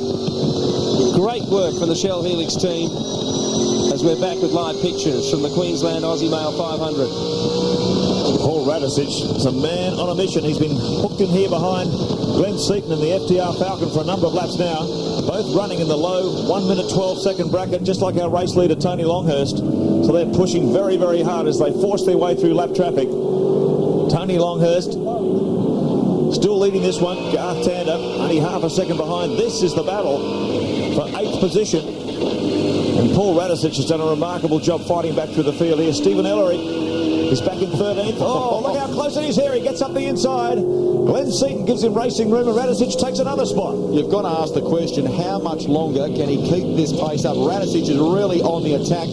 Tander now with a quick one, a 1:11.69. That's the fastest lap of the race. He just undercut Paul Radicic's quickest time, so it's coming down all the time. 1:11.69 on lap 45. So the pace, well, people were expecting the run in the mid-12s to 13s. This is an incredible pace here. Stephen Ellery, who you were talking about before, Mark, has clawed his way up to 13th as well. So the Super Chief Auto Ford, we heard from him prior to the start of this race. He dropped back, don't forget, to 33rd position. He is now up into 13. That is a remarkable performance. Like he's threaded his way through the traffic with Radicic. There's our race leader, Tony Longhurst. What an incredible season he's having, particularly toward the end of this season. He's joined up with Stone Brothers at the beginning of the year. And the 43-year-old has had an outstanding run so far, 7th in the points. This rival of David Bernard, his 23-year-old teammate. He even admits himself as lifted his game. He's pushing really, really hard. He's loving the competition within the team. And he's doing an outstanding job here, leading the Aussie Male 500. It's been a long time between drinks in terms of endurance race victories for Tony Longhurst. Bathurst 88, you've got to cast your mind back to as we take a look on the Shell Helix replay. You ride with Paul Radicic. Look at Seaton there, and that's what cost him, I think. Yeah. He's got the sideways, and Radicic has just launched through. Under pressure. Gee, it must be hot work in these cars, Kevin Schwantz, in ambient temperatures like this, 50 degrees inside. It must be like working away in an oven. Yeah, it's really hot out there today, and the heat, when just Paul Morris did 11 laps or something like that, by the time he got out, his driving suit was completely soaked, so it's definitely a physical event out there. Has it been tough on you going from the endurance of the Safari to jumping into a touring car? That's been quite a taxing couple of weeks for you. It has been a little bit difficult to get used to the cars compared to what a bike handle's like on the dirt, but I think the physical aspect of it, I had to be fit enough to do the Safari that I was pretty good once I got into one of these and started stringing some laps together. At least you don't have to navigate around here, Kev. Yeah, reading those roll charts off of those while you're trying to ride a bike down a little narrow trail with termite mounds and all kinds of stuff around you, it's definitely easier knowing where the pavement goes and not having but about 4 or 5 kilometers to make it around. He's a man on the charge. Stephen Ellery, the Super Cheap Autos Ford, continues his march through the field. He is flying. 1:12.44 previous time around. He's up behind Paul Wheel, who's currently 12th on the road. So if he continues this march, the Super Cheap car could be inside the top 10 before we go through our first stops. It's lap 49, so 50. Lap 50, our race lead has just started, so that window is open for the compulsory pad change. So this is going to be a critical time in the race. All these teams will be looking for a safety car pretty soon. Marvellous performance from two young guns in Fords here. 21-year-old Paul Wheel only turned 21 a couple of weeks ago in the K&J Ford. Car 6 is in. So here we go, the first of the big guns in for a pit stop. Dean Canto. Yep. And Neil Bates, second of the Ford Credit Racing Falcons. Grant Denyer is on the spot. Let's see if they go for a pad change. Grant. It's just going to be fuel and tyres at this stage, guys. They've got the pad sitting by. We'll have to wait and see, but Dean Canto's getting in, the young V8 Lights champion, only recently crowned at Malala, and he is pumped to get in and replace Neil Bates. Of course, Dean won't be driving at Bathurst. Wayne Gardner will take over that seat then, but he is very excited about this opportunity. Just tyres and fuel at this stage. There is also a problem with the fuel pressure with this car, so they're going to have to top up the oil as well. So there is one slight concern with this car. The boys topping up the oil in the catch tank system. Maybe losing a bit of oil out there. Always better off having a little bit too much than not enough. So they're just checking they've got the right fluids. This is going to cost them a lot of time. You can see on the Walker pit stop clock at the bottom of your screen there, this is getting up towards a minute, and you cannot afford to drop this amount of time. Mark Larkham in two. The Mitre 10 Falcon is in pit lane. So they're all starting to come in. That was a critical time. Mark Larkham looks like he's staying in the car. Now, hang on. What's going on here? Yeah, something's happening here because Jeff Brabham is on standby. The boys are underneath the car looking all over it. Oh, no, he's out. I heard that he was limping around, coming into the pits very slowly. Looks like a terminal problem here for the Mitre 10 Ford. Goodness me. Are they starting to fall? We've seen Brad Jones go out. Barry Jones, what's going on? Barry, what's going on? I don't know. I'm just trying to see some of the guys. They all look a bit major disappointed at the moment. Gearbox problems, I think. Let's have a look in. Yeah, it's gear selector problems. I'll try and have a word with Mark if I can. Rotten luck there for Mark Larkham. The highs and lows of motorsport. Can you believe it? The crash at Oran Park, the rebuild, came back for that victory in the second race at Calder Park, and now he is out of what I guess you could call his big home event here in Queensland. Oh, it must be a crushing disappointment. When you've had a build-up like that, the team's been very confident, the car running very well. And you've been in that team environment many times, Kevin Schwantz. It must be terrible disappointment for all the boys involved. It really is. You feel so bad when something happens, and either on a motorcycle when you crashed it or something happens mechanically to it, to come back into the pits and have to look at the guys and say, oh, it was my mistake, or if it was a mechanical problem for the team. Everybody really is hard on themselves at this level, and just want to do the best they can. John Bowers out of the Caterpillar Ford, multiple Australian touring car champion, and Bathurst winner Jimmy Richards back behind the wheel. We hear that Dean Canto and Neil Bates are out of this one. Let's go to Grant for an update. I'm down here with Neil Bates. Neil, you came in, you swapped over to Dean Canto somewhere around in 15th position, but the car has now been retired. What's the problem? It's got a split heat exchanger and it's losing oil and it's going over the tyres, and the oil pressure gauge was getting lower and lower, and if we kept going we would have lost an engine, so very disappointing, but you know, as they say, it's motor racing. Do you think we could be seeing this happen to other cars? Is this particularly punishing out there at the moment? Where I was, there was a lot of people going off the track and a lot of debris, and you know, I'm not exactly sure where it's situated, but that would be the most likely cause because it sits on the bottom of the radiator, and I'd say it's more than likely got a stone through it. And Dean Canto, how do you feel? You get in the car only to have it shut down, you have to get back out again. Yeah, well, I didn't raise a sweat. Yeah, it's a pretty easy stint. It's just the way it goes, unfortunately. You know, the offer was there for the drive, and I was grateful for that, but it's just the way it goes. All that great food and pasta you've been eating all week just to prepare for this one, and it's all to no fruition. Yeah, oh well, you know, there's always next time or next year, you know. It's just the way it is. All right, hard luck. Thanks. Yeah, that would be a major disappointment for Dean Canto, the Konica V8 Lights champion this year. And as a result of his great performances there, he got the drive with FTR. Didn't even get a chance to put a lap in anger in the race. This man is pushing harder. New fastest lap for the race, a 1:11.61 for Tony Longhurst on lap 50. And this would be defying all the pre-race predictions. You walk up and down pit lane, everyone was predicting anywhere from mid-12s to 13s. Tony Longhurst has blown that theory out of the water. He is pushing really hard. We are only at 1/3 race distance, and he's setting this unbelievable pace, Tony Longhurst. You've got to be happy at this point in time, I guess, for the Stone Brothers team. You've got to cast your mind back to Hidden Valley last year when Jason Bright brought the Pertec Ford home for a win for their last sort of moment of glory, Stone Brothers. But right now, looking good for Tony Longhurst. Here's the Rat, continuing his way up the order. In position 6 at the moment. I should say a very quick thank you as well to Kevin Schwantz. Thank you very much for your time, mate, and hard luck. It didn't pan out for you in the Queensland 500. Hopefully we'll see you back behind the wheel of a supercar soon. Thanks a lot, guys. There he is, Kevin Schwantz. So, speaking of outstanding speed, Paul Radisich, that car on screen now. Car 18 continues his march. He's now up to 6th place in this race. 53 laps completed, a 1:12.23. So this is an outstanding fight back from Paul Radisich after a stop-go penalty for a jump start early in the race. He has really put in an outstanding drive here. Right back into the thick of things. Jimmy Richards just holding him out at the moment in the Caterpillar Ford. You can see Stephen Johnson as well, not too far adrift there, but this is a marvellous performance from Paul Radisich. Dual World Cup Touring Car champion, spent many years in the British Championship driving for Ford in a Mondeo, spent a couple of years also driving for Peugeot, and came out here and joined the Dick Johnson Racing team. He is one of the toughest guys in the business, very small in stature, but when he gets in that car he is a giant of a driver. Phenomenal speed, very, very aggressive, and he's done very well in the championship this year. Currently 5th, 815 points. And it hasn't gone his way.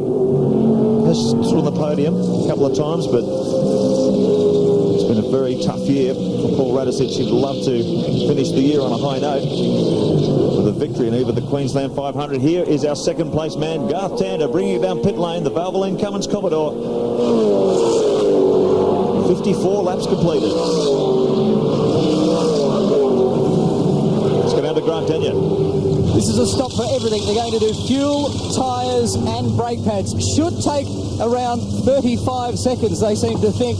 Bargs goes in, you can see him slip in the dicky seat then. That should move him about 1 foot closer to the steering wheel. Of course, Garth is so tall. They've got a bit of a compromise for this position. Garth is a little bit closer than he would like. Bargs is a little bit further back, but that's what you've got to do in these endurance races to get through. And then we've got a problem with the fuel here. It hasn't quite closed. There's fuel dripping out everybody. The fuel attendant can't stop it. Hopefully it doesn't hit the exhaust. Well, that's a dry brake system. That's a vent bottle there. And it doesn't look like it's sealing. They've still got fuel coming out of there. Hopefully they might be, so lucky. Everyone was holding their breath there, hoping we weren't going to get a repeat of the John Bowe disaster from last year. Fuel spilling all over the track. Hopefully that vent valve has sealed itself, because if not, they'll bring him back in to get it fixed.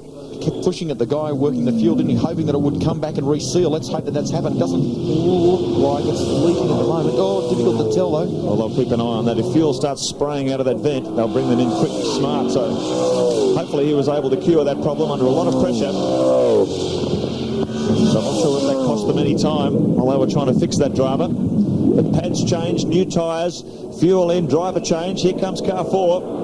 Craig Baird in 9th place, so they're all starting to file in now. 56 laps completed by our race leader, Tony Longhurst. When will he come in? We hear the second of the Castrol Commodores has been in as well. Christian Murchison out, Luke Youlden in.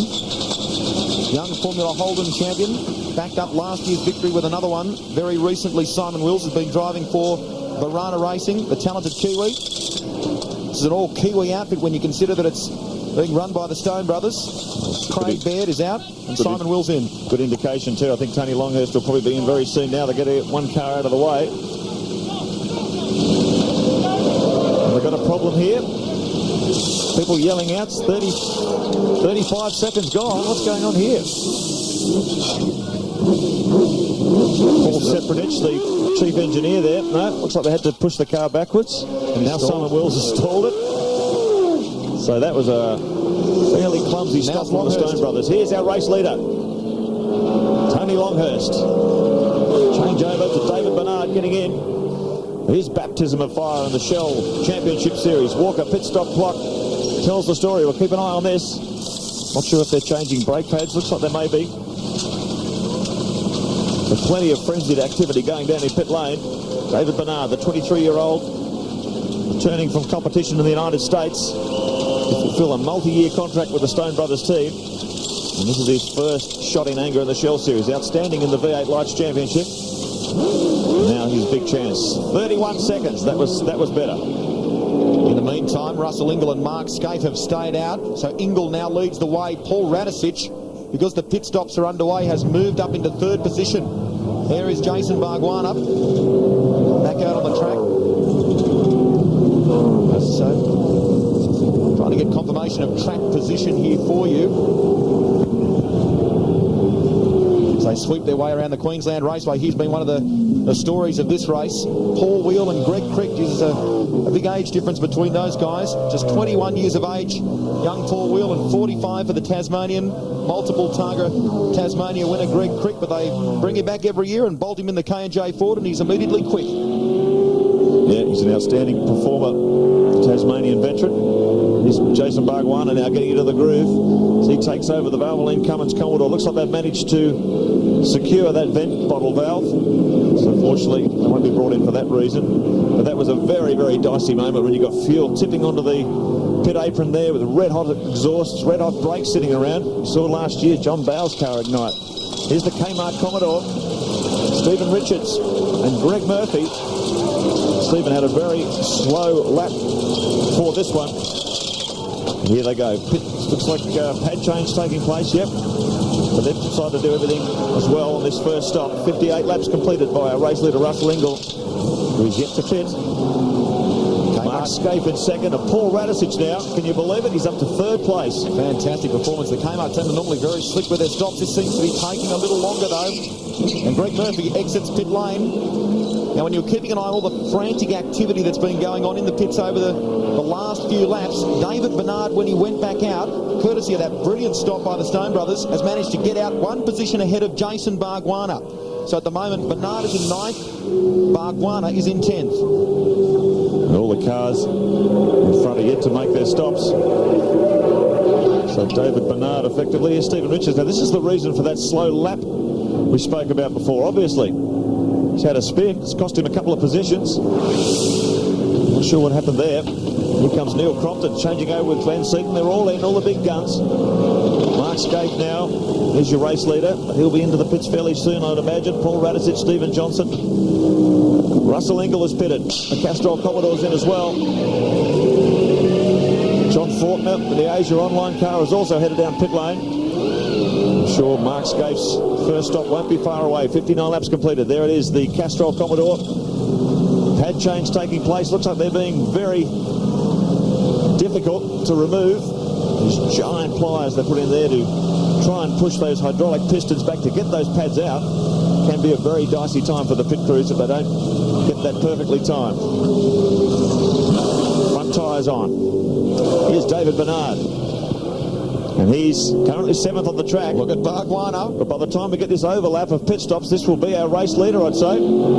Jason Bargwanna will be in 2nd. So, very exciting moment as these pit stops start to unfold. Russell Ingall just pitted to get Larry Perkins back in the car. Mark Scaife, though, is our race leader. It's all happening here. Keep your eyes on this Caltex Haviland Ford. David Bernard with Jason Bargwanna right up his rear bumper. Tremendous battle here amongst the young guns. Bargwanna has a look up the inside. Bernard gives him racing room. Bargwanna sneaks back inside. Bernard probably just playing it safe at this point in time. Scaife is yet to pit in the Mobile Holden Racing Team Commodore. He leads the way from Radicic. Nathan Pretty, who is in the 2nd of the Holden Racing Team Commodores. Oh, there's fuel coming out. Something out of, yeah. Now, that's what I was talking about when the vent bottle valve or the infill valve for the dry brake system gets stuck. You can see that fuel mist pouring out the back of that 17 car. If that continues, the officials will bring them in. It's considered pretty dangerous when you've got fuel. Here it is, car 1. Mark Scaife and Paul Radicic coming in as well. This could be quite a crucial stop for Paul Radicic when you consider that Stephen Johnson is out there cruising around with that problem. So we could have a real pit stop pandemonium scenario for the Dick Johnson Racing Team. McLean gets in and straps on the belts, the former Privateers champion. Radicic is already out. Lowndes getting strapped into the number 1 Mobile Holden Racing Team Commodore. A pad change going on here as well. Scaife is out after a brilliant stint. Saw the team practicing this yesterday. They went over and over and over. This team works very hard. They're like military grade in terms of their precision. And here comes Cameron McLean. Gets into the Shell 18 car. He rejoins the battle. And they got out just ahead of Craig Lowndes by the looks of things. There you are. Bargwanna sweeps through. Dave Bernard comes through as well. So we're waiting for all these positions to readjust courtesy of that pit stop. Yeah, well, there's a battle here now. Bernard just sneaks inside in front of Lowndes. Oh, look at that. The car, Caltex car, gets very out of shape coming out of turn 2 as he tries to battle Craig Lowndes. Lowndes very quickly up to speed in car 1. They're going to go hard under brakes at the end of the back straight. They thread the needle inside the slower cars. Lowndes still in control. Bernard, though, wants to argue. They come out of turn 3, fire up toward the midfield section. So great battle here. Mark Scaife. We'll take a break here from Queensland Raceway. It's all happening. Stay with us. The Aussie Mail 500.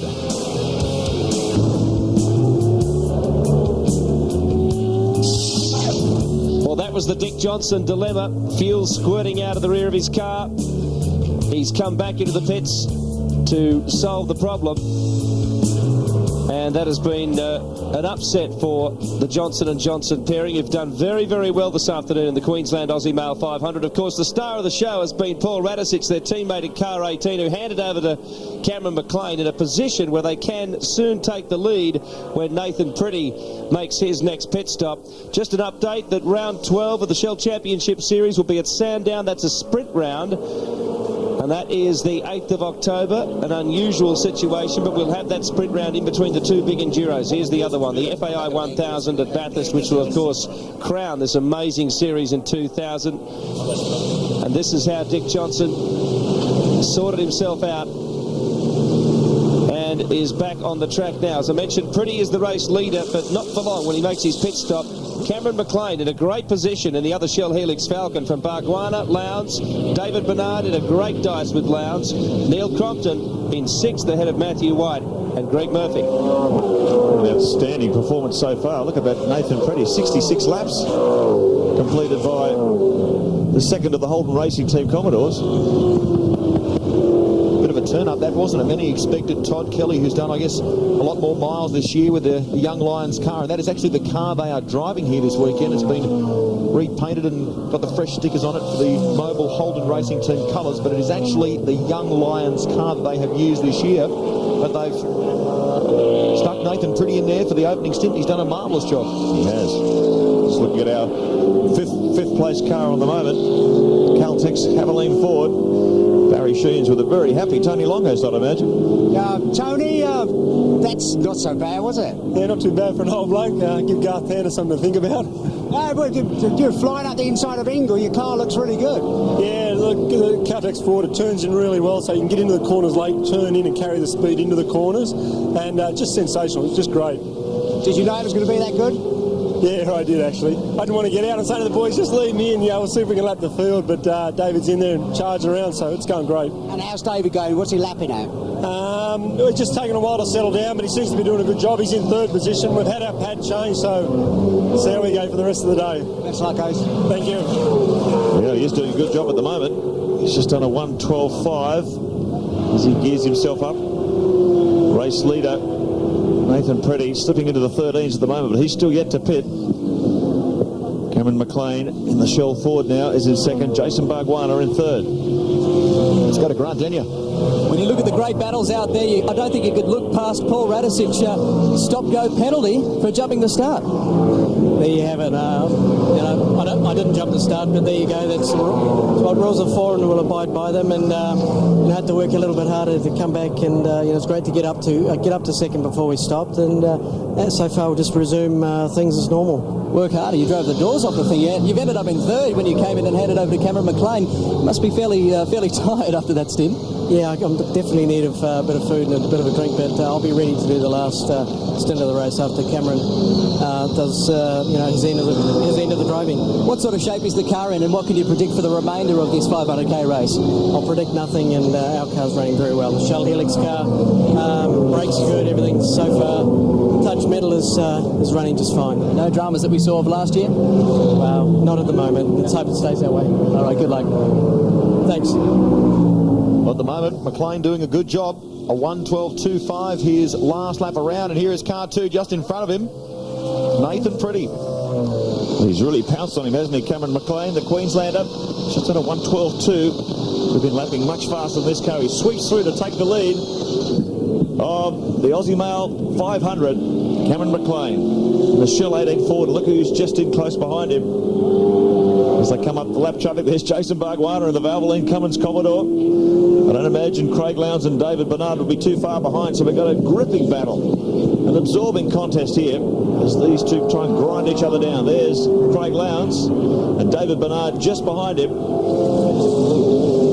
So we've got a tremendous contest here. This is going to be a critical part of the race where the co-drivers are on board. Most of the leading teams have completed their brake pad change. So this is going to be a real battle, right down to the wire. Oh, no. That's the second of the cars. That's the Youlden Murchison car. I dare say that is Luke Youlden at the wheel at the moment in car 8. I wonder where he's put that off. Well, here comes car 2. Nathan Preddy finally pitting. 69 laps completed. It was an incredible job. Very impressive fuel mileage too by the car 2 and the whole racing team stable. Nathan Preddy has done a very good job for his first run with the team. When you consider too, Mark, it's his first Shell Championship race, and he's led that race. On debut, we've had Paul Romano go out now. Is that Jamie Brock at the wheel there at the moment, I wonder?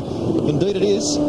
So Brock has found the kitty litter. We've got a safety car coming out on the track. Didn't have to be a crystal ball gazer to tell that one. There's 2 cars sitting off in the kitty litter, very much buried. They're going to have to bring the safety car out, get the tractor out there, pull them out. So we've got another safety car period.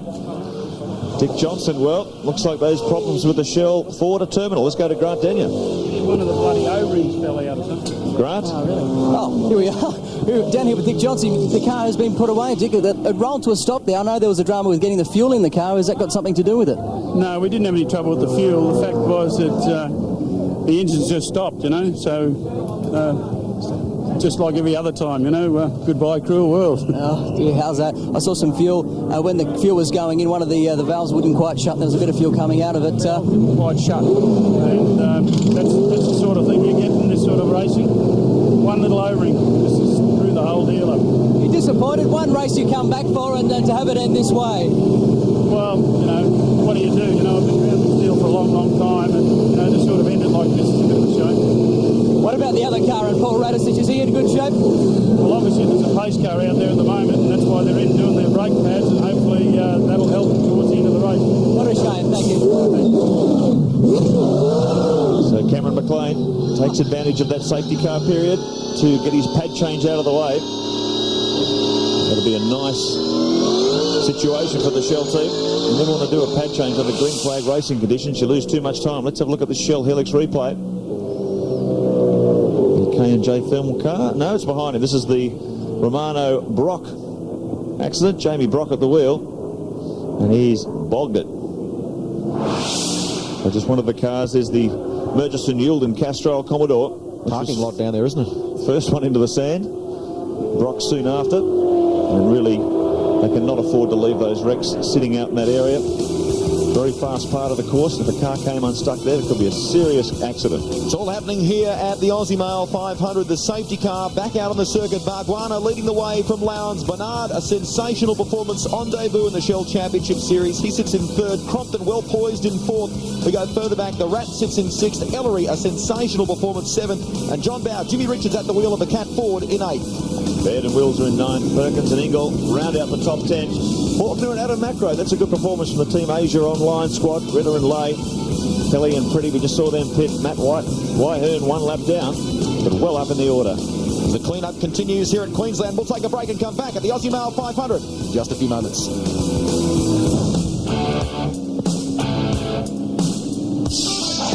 Under safety car again at the Queensland Aussie Mail 500 as they clear a couple from very risky parts of the track. Jason Barguana leads from Craig Lowndes. David Bernard up to third ahead of Greg Murphy. Paul Stokel still out there with Cameron McLean doing a marvellous job in the number 18 Shell Helix Falcon. Jim Richards and John Bowe have had a quiet race, but Jimmy has that car for Cat Racing in seventh at the moment ahead of Simon Wills and Larry Perkins, Adam Macro, Tim Lee, Todd Kelly, top 12 in this absorbing contest where all sorts of strategies are coming into play and a few rumours as well, Greg Rust. Certainly are, Billy. Let's go down first, though, to Barry Sheen. Now, Garth, Jason's leading. Everything going all right? Yeah, everything's going really well, Baz. We've done our pad stock. We didn't have any dramas like last year, so yeah, Elroy's back in the lead, so we're looking all right. I mean, the car's exceptionally good on full tanks, looking after his tyres really well, so, you know, we're in good shape. We've got Lounsey behind us out there, so I think Bargs and Lounsey will be going at it for a couple of laps, so, but no, we're pretty happy to be at the front and everything's running to plan. Pretty hot old pace, isn't it? Yeah, it's pretty fast. I was actually expecting it to be a bit faster, so I think we can step up the pace if we have to. So we'll just save it for the end. Should we tell everybody else that? No, they can find out later. Thanks, Ace. Thanks, Baz.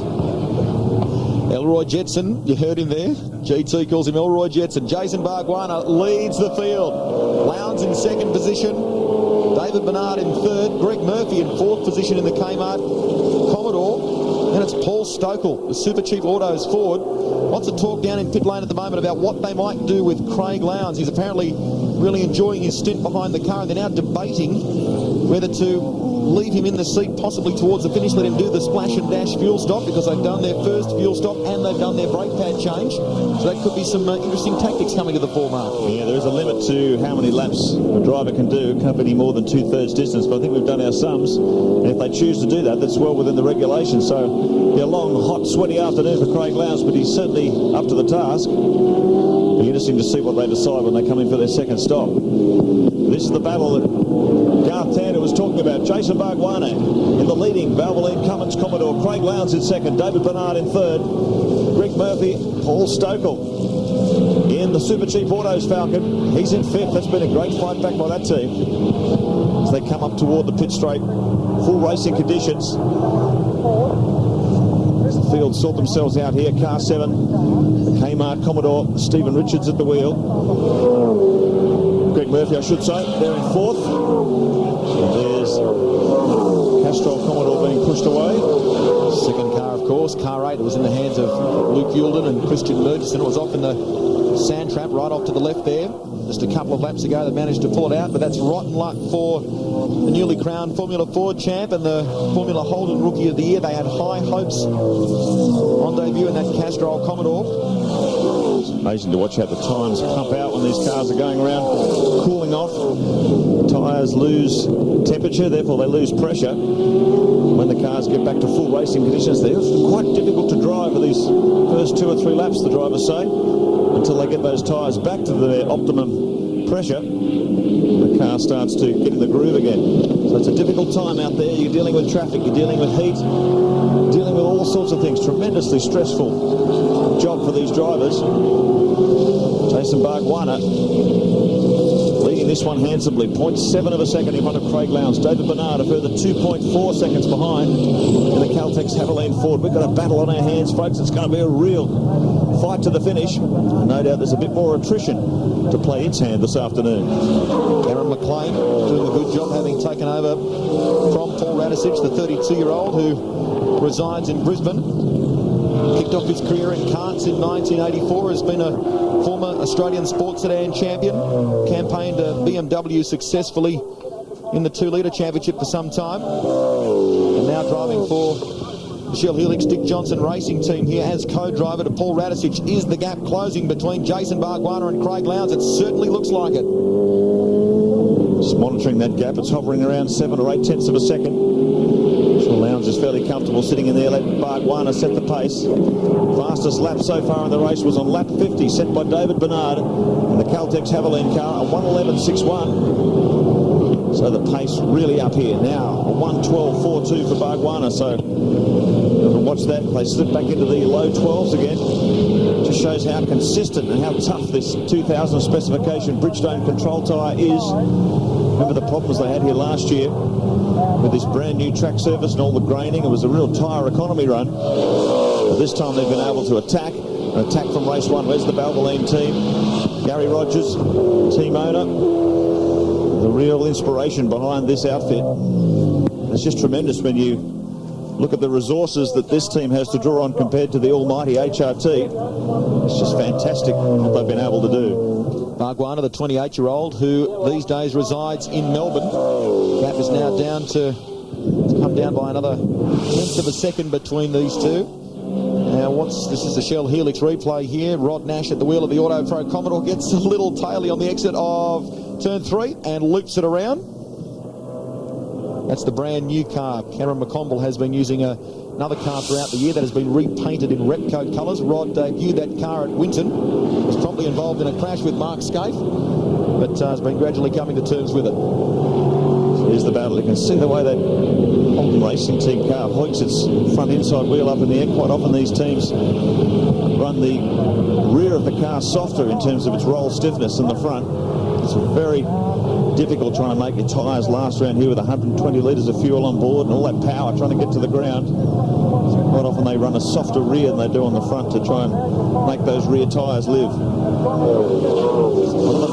the main straight once again, Jason Bargwanna in command. Barry Sheen is in pit lane. I'm with Christian Murchison. Now, Christian, you're out of the race. What happened? Well, apparently when Luke was going down the straight, he had a problem with the engine. I understand a piston may have broken, and that's basically the cause for us not completing the rest of the race. Were you enjoying it? Was it harder than you thought or easier? Yeah, no, I was having a lot of fun out there, you know. I mean, we sort of struggled out of late try and get as much experience and laps as possible, and I mean, out there I was sort of, starting to fit in a lot better, and everything was coming along great. So, I mean, I'm pretty disappointed, but these things happen, and that's motorsport, so we'll keep going. Well, you didn't ding it, so you haven't got Larry to put up with. Oh, that's right. I haven't done anything wrong there. Great, well done, Christian. Thanks very much. Funny game, this motor racing. Yeah, he's a baby face, isn't he? Christian Murchison looks like he'll be the paper delivery boy. They call him Jacques Villeneuve in the pits. He's got that Jacques look-alike, hasn't he? Yeah, he's a standing talent. Certainly one to watch. I think he sees his future more in open-wheeler cars than touring cars. There's a great passion for single-seater racing, and hopefully that passion will lead to a successful career overseas. I know he's certainly got his eyes on bigger fries. Had a test with the Sauber Junior team in Formula 3000 very recently. What a marvellous story the Jason Bargwanna story has been, Mark. I mean, when you consider that less than 6 years ago he was turning up at Oran Park with an HQ Holden towing a Formula V, really doing it tough, this kid. He's progressed through Formula V, Formula Ford, campaign. You remember those years when he was running against Jason Bright in Formula Holden? They were classic years. And to the credit of Gary Rogers, has come on board, won the Shell Championship Series round at Winton on 2 occasions. They finished second, he and teammate Garth Tander here last year at this very event. Could they take it out in 2000? have their fingers crossed. They came very close to doing that last year. They've got that brake pad change out of the way, so that's not going to stop them this year. And really, when you look back, that was the only thing that between them and victory lane at the first Queensland 500. Greg Murphy at the wheel of the Kmart Commodore. Hasn't this team been successful in endurance racing? Reigning champions at Mount Panorama and the FAI 1000. And they only missed out on a podium position here last year when a brake failure very late in the race dropped them down the order. Paul Stokel. Now, I've just been watching this black film build up along the side of this car. It seems to be getting worse and worse as the race progresses. I don't know if that car's pumping out a bit of oil. It's odd that it's down one side of the car, isn't it? It doesn't seem to be on the driver's side, though. And it certainly isn't slowing the car down. Paul Stokel in 5th position doing some competitive times, hovering around the mid to high 12s. Bargwanna's just done the fastest lap of this stint at 1:12.02, so he's just knocking on the door of the 11s, pushing very hard in the Valvoline car. And Craig Lowndes indeed dropping into the 11-second bracket, so it's a great battle here. Just 1 second between the leading cars. Cameron McLean sitting a bit further back in the order after they went in for that pad change under safety car conditions, 7th on the road. Just on a slow one there, a 13.9, so maybe that's threading his way through the traffic. But he's sitting a little bit further down the order at the moment. There's one position there you can see ahead of Jimmy Richards, and then in behind the veteran Larry Perkins at the wheel now of the Castrol Commodore. So some real experience there between those two. Jimmy, a multiple Australian touring car champion, many times a winner at Bathurst, and Larry, 6 times a winner at Mount Panorama. Yeah, he's an outstanding talent, isn't he? Originally came out of the bush out in the Silo Town district of Victoria, in Cowangi. Just exploded on the Australian open wheeler scene. Very successful in Formula Fords and Formula 2, a spectacular driver. Did great things overseas. Here's Todd Kelly, Holden Young Lions, currently 10th. Took over from Nathan Prix, the new addition to the Holden Racing Team lineup, who will switch to the Holden Young Lions car when Ivan Muller and Jason Plato come on board, the 2 internationals. So there'll be 3 Holden Racing Team Commodores represented at Mount Panorama in November. Kelly's been good this year too, the 20-year-old from Mildura. I remember he won that second race at the GMC 400. Let's go to Grant Denyer. Just how good is David Bernard? He currently sits in 3rd position, which is a fantastic effort considering it's his debut run in a V8 Supercar in the Shell Series. Now, this is just a piece of information used in everyday data. It represents how much steering movement is used between turn 1 and 2. That's what these jagged little lines mean. Normally, there's a fair bit of movement left and right as they go through that high-speed part of the section. Turn over and have a look at David Bernard's. Very smooth between turn 1 and 2. Not too many jagged up and downs. That means he locks his arm in, he turns it in, it's one very smooth arc. Now, what that all means is he's very easy on his tyres, his car, and of course himself. And it just shows that drivers can look good on paper, and that's how a team knows that they do have a good driver, and that's what's win races. Yeah, just an indication of the tremendous amount of data acquisition these cars have on board now. They can monitor an enormous number of parameters. It's almost unlimited. And there you go, you can even see the amount of steering input going into the cars as they drive around. Right now, it's Bargs at the head of the field. From Craig Lowndes in 3rd position there, Dave Bernard, Greg Murphy in 4th, Stokel, a sensational job in the Super Cheap Autos Ford in 5th position. And what about Jimmy Richards, 8th in the Caterpillar Ford? Yeah, they've got a long way to go too. Perkins and Ingle in 9th. Kelly and Pretty rounding out the top 10. Plenty more to come in the Aussie Mail 500 after this.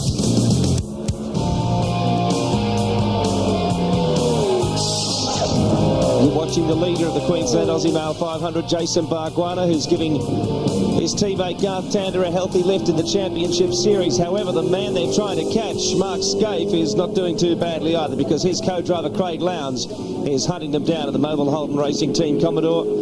Tremendous job by Jason Bargwanna. And he and Tander are certainly names of the future. There are many, though, on display here at the Queensland 500 this weekend as we go through the halfway stage, just over it, in this absorbing contest. Right now, Barnes has a 1.3 second gap on Craig Lowndes, who's just gotten around Derek Van Zelm. He's turning up this weekend with Christian de Gost, and that's a new car at Mark. They've had some real dramas with it. Yeah, it hasn't been a good start. It's been a difficult situation for Derek. He hasn't driven cars for a long time. So he's become a very successful constructor in his own right, building a number of V8 Supercars. He built the car for Thomas Mazira last year, and just playing, keeping his hand in. Ultimately, he'd like to be in a situation where he can run a team and get some paid drivers in there, but deputising in that situation this weekend, Derek Van Zelm. The battle going on here at the moment between Neil Crompton and Tim Lay. Tim Lay in car 35, the second of the Valvoline Cummins Commodores. Crompton just off to the inside there. Lay settles for that position at the moment. Adam Macro in car 46 runs just ahead of these guys in the Team Asia Online Commodore. Macro in 11th, Lay in 13th, Neil Crompton splitting them in 12th position. I guess you've got to ask the question, Mark, what's happened to Ford's Generation XR program when you look at the fact that Tim Lay and both Adam Macro were former members, and unfortunately now they're both piloting Holdens. And Greg Ritter. Yeah, that's all right. All three of them. Well, Ford's ill-fated Generation XR program was supposed to foster young talent through a number of Ford teams, but they've all ended up going to Holden teams. What about this performance? Yeah, this is great. This is one of the guys who did very well in the Konica V8 Light Series. Terry Wyhoon, his teammate Matthew White, running out of the same stable. They shared resources, and Matthew White finished up second in the championship. So it was a very good performance on very limited funds. These guys in the Konica Series do not do it with a lot of bucks. And that was a very strong, consistent drive for Matthew White. From memory, he won one race in the entire championship, just played it ultra consistent, and that helped him to second position in the Challenge Recruitment Commodore. Well, it was a smart way to attack the championship, wasn't it, Greg? I mean, he said he was well aware if he went off the track and busted a spoiler or damaged the car, he's up for a $2,000 or $3,000 repair bill. And when you're running on such a shoestring budget, that sort of thing can just blow your championship. So he just drove with his head, consistently picked up points, and he was very well aware he had to drive within himself. He couldn't really attack because he didn't have the budget to attack. Both of these guys campaign VS Commodores in that series. Terry did it, or seemed to do it, tougher than Matthew did. He's jumped into this car this weekend, Terry Wyhoon, and very impressed with the car and has been on the pace from the beginning. It just shows the feeder category, if you like. The V8 Lights series worked very well in its opening season in providing these lower budget teams an entree into the Shell Championship Series, and they've certainly proved their worth. Greg Crick, 15th position in the K&J Radiators Ford. We mentioned before the multiple winner of the Targa Tasmania has come back out as he did last year to drive for Keys Wheel, and Keys' son Paul, the 21-year-old, who regularly campaigns this car. Could well see this car in action in the Konica Series next year, in fact, because Dean Canto has put his clamps on this car. So run in the FAI 1000 at Bathurst, Canto's paint scheme. So there's going to be some quality cars coming into the Konica V8 Supercar Championship next year. Here's the battle for the lead, though. Craig Lowndes hovering behind the Valvoline Cummins car. I've been watching that gap. It moves anywhere between half a second up to 7 or 8 tenths of a second. That's all it's been. Lowndes just shadowing the Valvoline Cummins machine. He's doing an outstanding job. 88 laps, 89 laps completed. And here's the Super Cheap Autos car. Paul Stokell doing a good job for the team. A little bit slower that time around, maybe getting held up in some traffic, but they're currently 6th in the order and well in contention.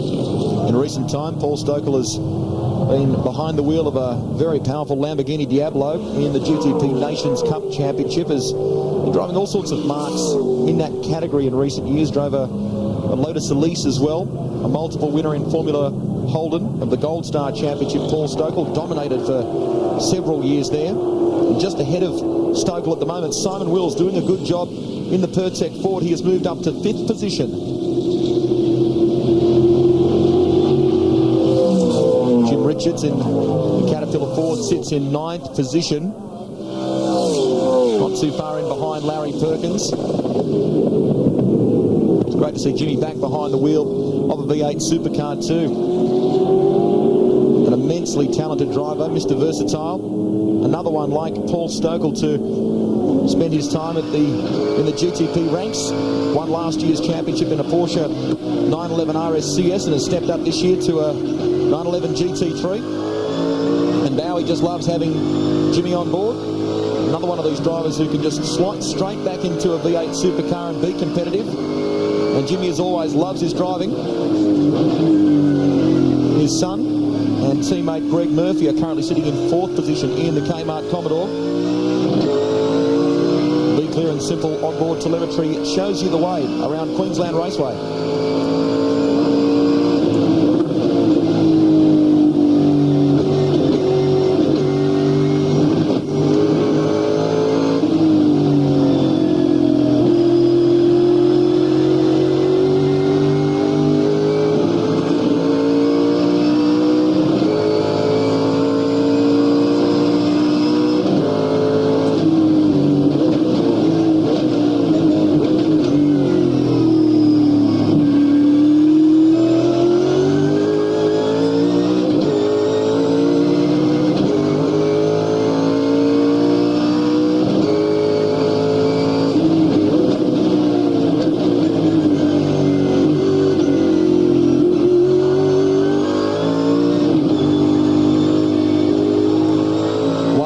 Changes about Jimmy Richards is just how cool he looks when he's behind the wheel. Loving every minute of the V8 Supercar racing. Right now, Bargs leads the way. And the Valvoline Cummins Commodore, the 28-year-old, who, when he's not at the racetrack, is actually one of Holden's corporate identities, does a lot of work for their corporate drive days. He's involved heavily with the launch of the new VX Commodore very recently to the dealers and one of their corporate customers. There's Craig Lowndes in 2nd position. That gap now has come down a couple of tenths, 0.45 of a second, so just over 4 tenths. We understand that HRT are currently weighing up what to do, whether to leave Craig in, do that splash stop for fuel and keep him in the car, or whether to do the driver change as well and put Mark Scaife back in. Scaife did the opening stint. I just wonder, we've just been theorising ourselves. Nathan Prix went to almost 70 laps. He did 69 laps on his first stint. I wonder if they were just doing a bit of a fuel mileage comparison to know how long they could leave Lowndes out there. Because if he goes 70 laps on this stint, that'll take him to lap 130, which means he's only got, what, a 30-lap sprint to the flag, and that's probably what they're saying. If they have to do a driver change that late in the race, they'd rather leave him in. Here's Greg Murphy, car 7. Oh! Greg Crick has gone around at turn 6. Under brakes, the back end simply came straight around at him. He's locked up his rear brakes. Very unusual situation there, but now he's got to try and get his way back onto the track safely. The battle at the front continues though between Bargwanna and Lowndes. It's a ripper. Bernard and Longo still in 3rd, Richards and Murphy Carr in 4th, Baird and Wills in 5th, Ellery and Stokely in 6th, Radisich and McLean in 7th, and Perkins and Ingle, last year's winners, in 8th. We're having a good time here at the Aussie Mail 500. So are you, we hope. Back on the other side of this. There's Billy. Certainly is. It's a tremendous battle between Jason Bargwanna and Craig Lowndes. It's really been on since they took over their respective seats. And Lowndes getting closer all the time. He's just hovering around behind that car waiting to pounce, putting enormous pressure on Bargwanna, but he's been equal to the task. Barg's just dropping into the 11s that time around, a 1:11.97. Lowndes a 1:12.13, so it's a real tooth and nail struggle. Bernard's just done a 12.14, but he's some 12 seconds in arrears in the Caltex Haviland Ford. You talk about Bargwanna there and dipping into 1:11s. I think that is in direct response to the pressure from Lowndes. The gap did get down to just over 3/10 of a second there about a lap ago. It's now gone out to 4/10. So Bargs is responding to the pressure in the Valvoline Cummins Commodore. There's Nathan Prix, who's done a sensational job, did a staggering amount of laps in car 2 for the Holden Racing team.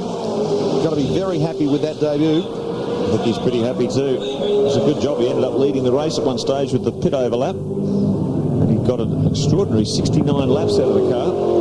And that's a pretty interesting comparison for the Holden Racing team. If they've got to stretch their fuel mileage later in this race, they know they can probably run that far.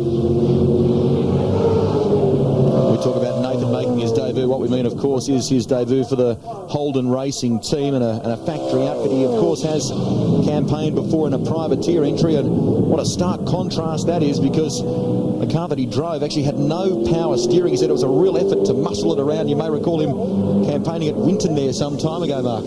Yeah. And that's a list of who's out, and to get an idea of the attrition that afflicts these cars. Oh, the Caterpillar Ford. It's taken off into the scenery. No worries, mate. Jimmy Richards just manages to get it back onto the track.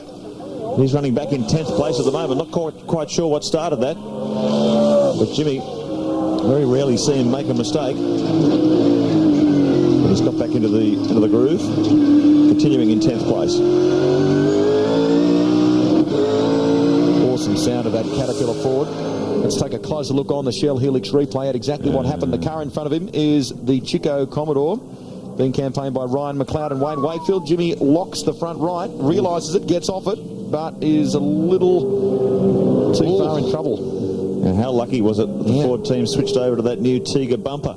That had been the old Ford front spoiler. It would have dug into the ground. Look at this. Lowndes ducks out. Maybe just searching for a bit of cooler air now. Sitting in behind a car in front. High ambient temperatures, and the air is very disturbed. It's not very effective at cooling. Maybe the temperature's climbing up a bit. Craig just ducking out of the draft to feed it some cooled air. It's a very, very warm day at Queensland Raceway this afternoon as he continues this absorbing battle. Jason Bargwanna in the Valvoline Cummins car. Absolutely nothing in it between these guys. The last lap around, they were separated in terms of lap times.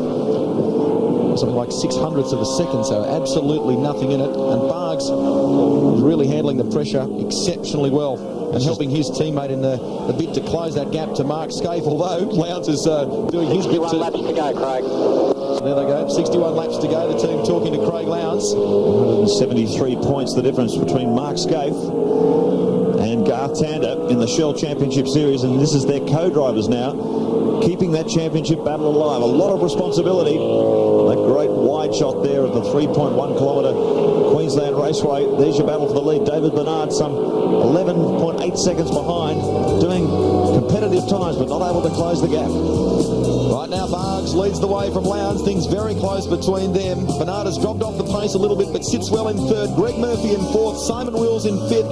Paul Stokel in sixth position. McLean sits in seventh. And Larry Perkins in eighth. Got an absolutely thrilling Queensland Aussie Male 500 on our hands. Plenty more to come after this break.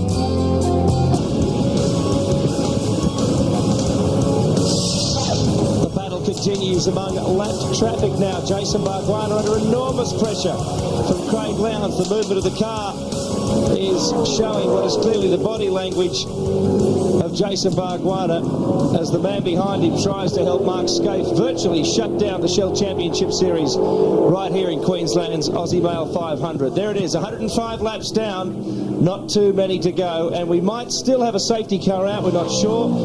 Mick Donohue's car is off the track. Tyler Mecklin, his co-driver, we'll wait and see, but what a battle. It is in fact out now. Safety car, so Bargwanna gets a little bit of a rest, but Lowndes will be right this time when they get fast again. We're going to try and do a quick pit stop and get you out. That's the Holden Racing team, we believe, talking to Craig Lowndes, so he'll probably come in and take advantage of the fact that you can stay in, obviously, and you'll run to the flag. He's going to stay. Oh, there we are. There's the stricken car. Young Tyler Mecklin. Set your bias for full tanks again, if you've adjusted it. Set your bias for full tanks. Robbie Starr gives in the message. We're going to take on a full tank of fuel. No problem. Just his anti-roll bars to set the car up again for that full tank. And he's going to make the run to the flag. Well, this is going to be interesting. What will the Valvoline Cummins team do in response to that? That's interesting. We understood that Mark Scaife was going to take the final stint. Now Craig Lowndes is going to take it right through. Safety car on the circuit. Craig, you're going to have to drive straight through car 2's pit. Well, it seems like Lowndes has come straight in. Barry Sheen will be on the spot when he comes in. 60 km/h strict pit lane speed limit. Over to you, Baz. Yeah, he's just coming down now. Everything looks all right. He's just getting out of the way, trying to get anyone's way. Nice, clean old windscreen there. And Craig's not getting out because you have to do a minimum of 54 laps, so he hasn't done that. And he said he's quite comfortable in the car and can just keep going, no problem. I had a word with Scaife, and they said Scaife said everything's going according to plan, and they just really wanted to try and get past Bargwanna. So we've got the Kelly Preddy car in here now, and it's just a minimum of 300 lap service and clean the windscreen, and can't see any dramas. They're spraying water in the radiator there because she might be running a bit hot. The rear right's dodgy, no, smooth as silk. I believe the Valvoline Cummins car is going to come in pretty soon too. You'd expect that under a safety car period. We welcome Dick Johnson to the commentary. Dick, the one-off comeback. Engine problems sort of cut it a bit short, didn't it? Well, it's not the comeback that I really wanted, to be quite honest, but this is a very interesting scenario. That move by the HRT is going to win the race. For the simple reason, the moment a pace car comes out, you should come straight in the pits on that very lap, but you should have followed him. For the folks at home, you might want to explain the reason for that. Well, the reason for that now is Tander comes in now, and he's going to end up being way back on the back of the pack, where young Craig is going to be well and truly up the field and be able to smoke through the others. And the other thing is, I noticed the other HRT car, it looks as though it's got the death knocks by the look of the amount of smoke that's coming out of the right front wheel when it left. This could be a turning point in the race. Craig Lowndes remains behind the wheel of Mobile Holden Racing Team Commodore. Now Dave Bernard makes his way in the Caltex. See, that's wrong. He should have followed the lead car into the pits. Well, tactics play a big factor, the winning factor in endurance racing. As the cars start coming now under safety car conditions, Caterpillar Ford in, Jim Richards putting in John Bow, David Bernard steps out, puts Tony Longhurst back in for the final stint. We'll see the way the cards fall when these cars get back into this queue. The Holden Racing Team looking very well positioned at the moment. Grant Denye's in pit lane. It's taking the opportunity of the safety car. The Cat car has come in. Jim Richards is handing over to John Bow, the old wily gentleman of Australian top-level motorsport. This has to be one of the most experienced combinations in the whole field, and boy, are they quick. Jim Richards hasn't actually been in the car for 11 months, but he got in and went within half a second of John Bow on Friday practice, so it's a fantastic effort. Brakes, tyres, fuel, done, and they're back out again. So we've got to wait to see the way that these things fall as the cars unlap themselves, Dick. That's quite interesting, because I'd really like to know how many laps some of these drivers have done, because they've got to do a minimum of 54 laps. And that's why Lowndes and company didn't get out of the car. Well, something we're going to have to keep a very close eye on. Well, yeah, that's exactly what we were saying. We've been doing our sums on. This is why Bargwan has stayed out there, because he hasn't fulfilled his minimum lap capacity. He's going to do 54 laps, so he's going to have to stay out there till lap 109, and that's going to work against them because they're going back to green flag racing conditions. Sounds like that might be the same reason Greg Murphy has stayed out there as well, in behind him in the Kmart Commodore. Yeah, a lot of these co-drivers haven't fulfilled their minimum stint yet, which is 54 laps. One driver can only do 2/3 distance, maximum of 2/3 distance, so the co-driver has to fulfill at least 54 laps. As they get back to racing conditions, the Aussie Mail 500 comes back to life. Jason Bargwana, Greg Murphy right behind him in the Kmart Commodore. I'd like to believe the Pertec car pulled in the pits. Right on the when they went back to green flag. So that's a costly move for Simon Wills and the Pertec team. Let's go to Gary. Jason Bargwana continues to lead. Here's the Pertec Ford that's peeled off as the cars went back to green flag racing conditions. That's going to lose them a lot of track position. All sorts of tactics and things unfolding here. He gets back into the race, but he's lost a lot of time. Let's go to Barry Sheen. Yeah, I'm here with Gary Rogers. What's happening, Gary? Oh, Barry, well, Jason hasn't done quite enough laps yet, so we couldn't bring him in because we intend to put Garth back in the car. I mean, it's unfortunate we're only too short, but that's the way it goes. But I think I'd be surprised if there's not a few pace cars between now and the end of the race anyway. I think there's a few of them starting to run out of brakes and a few things happening, and I think Garth fresh and Craig's already done half a race, but, you know, who knows? We're doing our best and we'll keep going. Okay, best of luck, guys. Thanks, Barry. There's a lot of things to unfold here. This race is not over by a long shot. 109 of 161. Jason Bargwana continues to lead.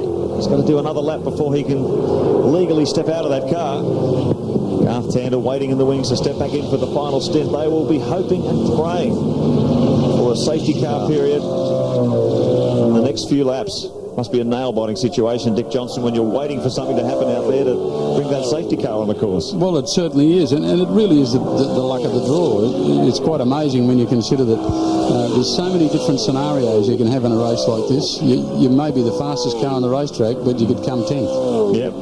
Just the way the flag, or the way the fortunes fall during the race. It just shows you just how important tactics are in an event like this, when you have windows for brake pads and drivers and fuel and everything else. So it really does throw the cat among the pigeons. And to have the right personnel on board that can read that and say, right, the time is now. Oh, exactly. And you've got to be able to sort of call up on every single scenario you can possibly think of at the time. Tony Longhurst back at the wheel of the Caltex Haviland Ford, and in the thick of it as well. In this middle part or horseshoe section of the track. Dave Bernard out of the car after that middle stint. Jason Bargwanna leads the way from Greg Murphy. Larry Perkins sits in third position just ahead of Cameron McLean. Lowndes in fifth. Neil Crompton sixth, but of course things are readjusting with all those pit stops we saw. Bargwanna yet, of course, to make that final stop that Gary was talking about. Gary Rogers, the team boss. It's been hot here today, Dick. Has it been taxing for you? Well, mate, for about 6 or 7 laps it was terrific. I felt quite okay. But I know that by the time you get 54 laps up, you know you've done half a day's work. Hot conditions in Queensland Raceway. The field sort themselves out after that safety car period. We've just been doing our sums on David Bernard's stint behind the wheel. We're not sure, but the information we have, he may have stepped out a few laps too early as well. So we'll confirm that as the race goes on. The teams really have to watch those windows and those preset parameters in terms of what you can and can't do. Win or lose a race, from we've seen it happen many, many times. So we'll sort that out for you. But at the moment, Tony Longhurst charging in the Caltex Haviland Ford. Jason Bargwanna still leading this race. Still yet to make the second stop. Greg Murphy in behind him. Larry Perkins in third now. Cameron McLean in the Shell 18 Ford in fourth. Craig Lowndes in fifth. Neil Crompton saw the FTR Falcon drop way down the order, well into the rear of the top 20. He's now up to sixth position. And Adam Macro, that's a great drive in the Team Asia online car with John Faulkner, the youngster. He's up to sixth at the moment. Alan Jones, the 1980 Formula One world champion, at the wheel of the Toll Express Ford that he's sharing this weekend with Anthony Tratt, currently sitting in 20th position. Drove this team last season as well. It's be interesting to see the Longhurst car or the Haviland car, because they're going to be really stretching it to get to the end on the field, let me tell you. He sits in 10th position at the moment, just behind Todd Kelly. Tim Lay ahead of them. See, there's still about 50 odd laps to go, and you can get around about 60 to 61 laps out of the tank. I was really surprised to see the mileage of that car too, the whole racing team car. I think they did 69 laps on that first stint. Maybe they should have a look at us. Car 7 continues. We hear from pit lane that the Valvoline Cummins team are already armed, waiting for Jason Bargwanna to bring that car in. If they're going to have to pit under green conditions, that's really going to hurt them. Well, when you notice the HRT cars, they do get very good economy, because by the sound of it, they run their rev limiter quite a bit lower than what you're allowed, and obviously that could save quite a bit of fuel. There's the man who sits in second in the championship at the moment. 173 points adrift of Mark Skaife. That is Garth Tander, the 23-year-old from Western Australia, set to take over from Jason Bargwanna, our race leader. Now, this is going to be a costly stop, as Mark mentioned, under race conditions. Going to cost them a lot of track position. Here's Larry Perkins fighting hard with Craig Lowndes. So Lowndes has actually just overtaken Perkins to take third place back. So Lowndes continuing showing good race speed. Holden Racing Team Commodore 112.35. Here comes the Valvoline Cummins car. Our race leader peels off into pit lane. And what a rotten turn of luck so far for this team. And I can tell you, it feels as though you're walking up pit lane doing something. But just imagine, isn't it amazing, Dick? Like, they could have had a safety car period a few laps later when Bargwanna could step out, and it could have been completely different. Barry's on the spot. Yeah, I am. It's just like the coppers, isn't it? There's never one when you want one.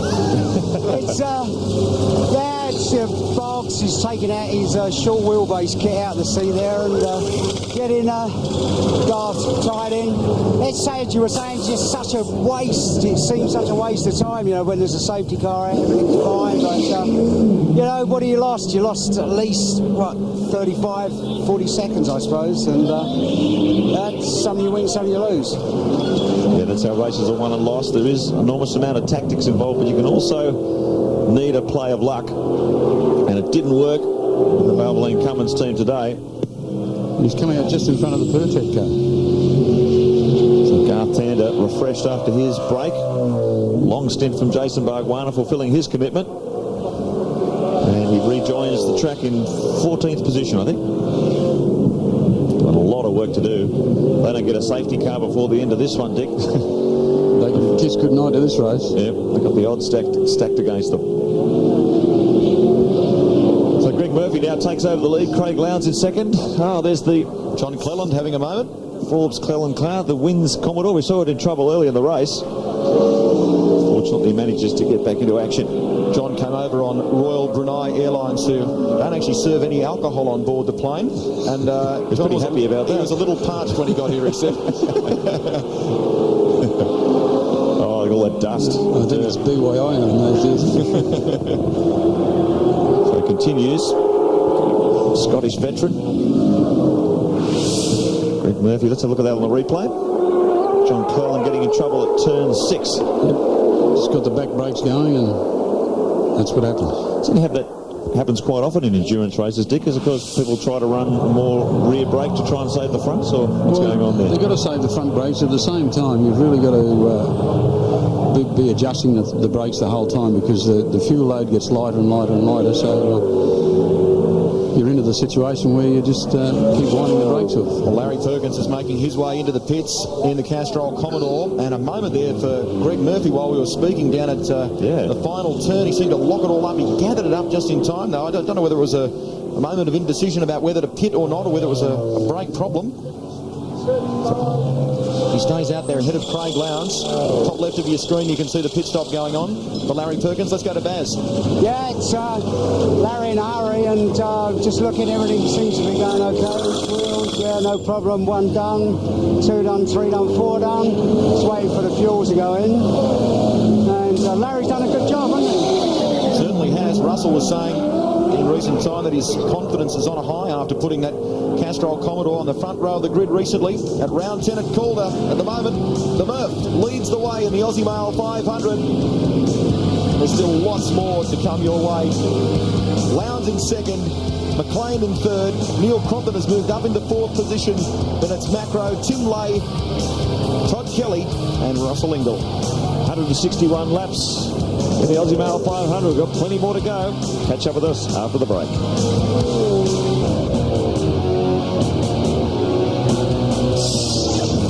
Race leader Greg Murphy of Queensland's Aussie Mail 500. This is just the start of what should be a climactic finish to the domestic and international motorsport season. Of course, after this, the sprint round at Sandown, the FAI 1000. There is so much more happening as the major motorsport comes to Australia as well.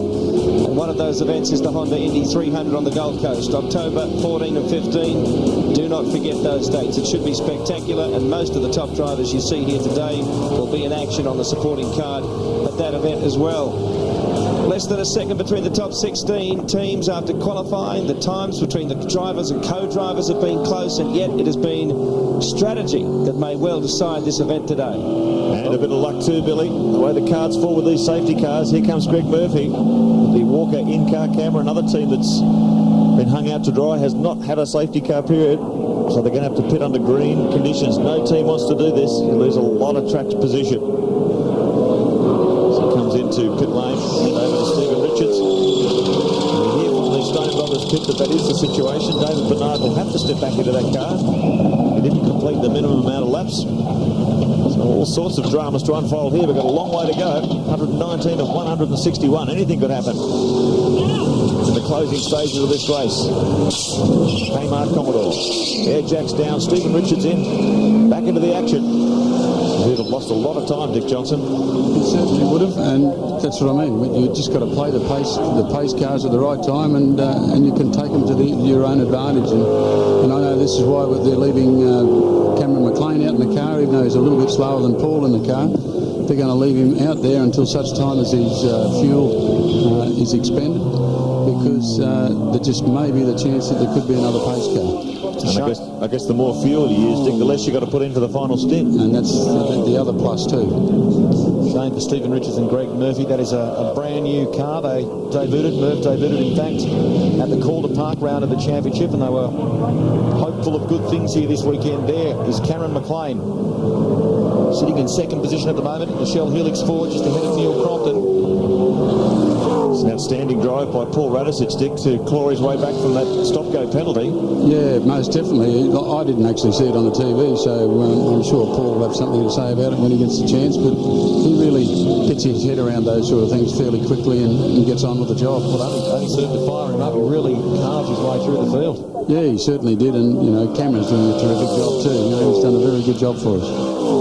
McLean, who this season has been driving the Greenfield Mowers AU Ford, teaming up, of course, with the Shell Helix team for this event and for Bathurst. Can we get any idea yet on the pairings for Bathurst from you? It hasn't been announced. One would never know at this point. One wouldn't. I know one who would. One might.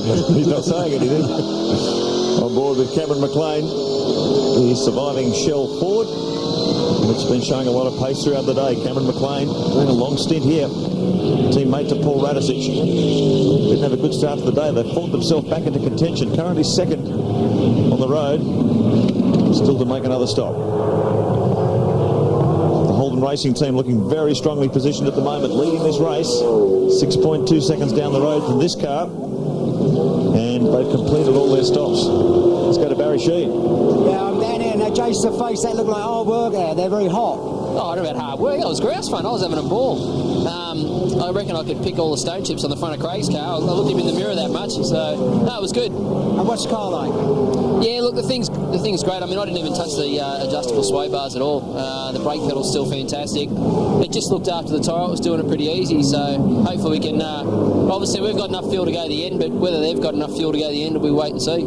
Pain in the backside having to do a pit stop under the green, though, isn't it? Or green, that's American. Well, it is. It's just the way it goes. We sort of made sure that we got the right things, with the fuel, tyres, the amount of laps the driver's got to do, all that sort of stuff. So, we'll be right. We're out there having fun. She'll be right, mate.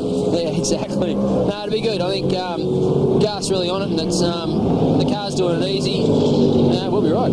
Thanks, Jason. Thanks. Just to give you an idea, at the moment, Craig Lowndes leads the way, but John Bauer is actually the next man on the road behind Lowndes, who's made his second stop. He's some 27 seconds in arrears of Lowndes. What about this for a performance? They are yet to make their brake pad stop. Are these talented youngsters in the challenge recruitment? Commodore Terry Wyhoon and Matthew White have moved from grid position 20, which is an excellent qualifying performance, all the way up to 7th. He went out in the marbles there, didn't he? Gave him a little bit more racing room they needed. Might be time for that brake pad stop, I think. Terry Wyhoon, a low-budget team, doing a great job in the Queensland 500, running inside the top 10 at the moment. That really is their moment in the sun. It's really great to see the lights teams doing so well in the Shell Championship Series. We are 2 hours and 39 minutes into the Aussie Mail 500. There's the clock in the top left of your screen. Matthew White and Terry Wyhoon doing a fantastic job. Chronicle V8 Lights campaigners. Here's our race leader, Craig Lowndes. Well, things have really played into their hands so far, Dick. They certainly have. And they're going to reap the benefits of this, I can assure you. But it still remains to be seen whether they can get to the end on fuel.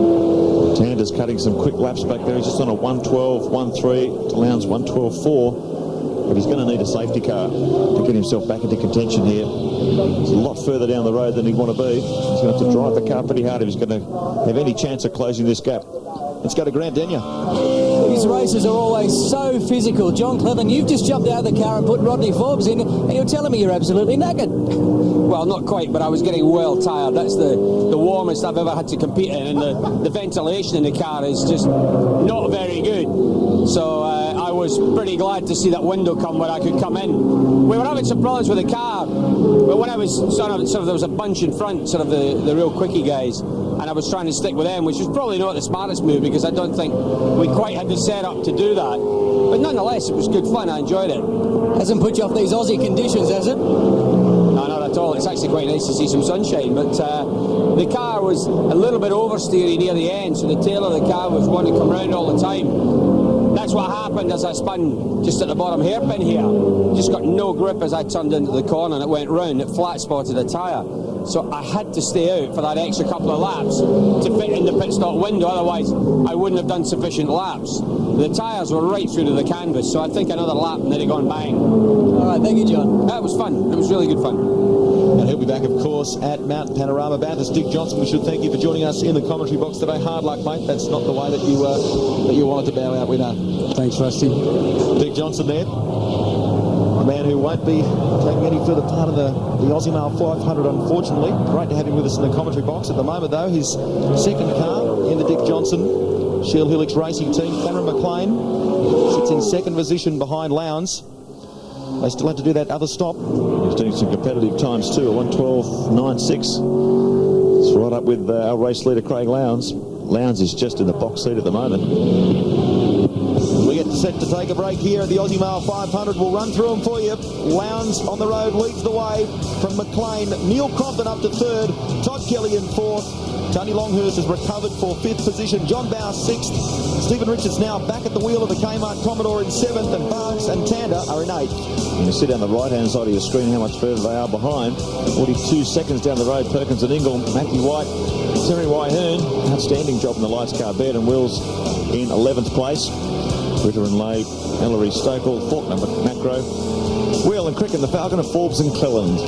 Jeff Full and Phillip Skyfleet in position 17, McConville and Nash in 18. Doolman and Connor making their return in the Gatorade Commodore after missing a couple of rounds are in position 20. Romano and Brock 23.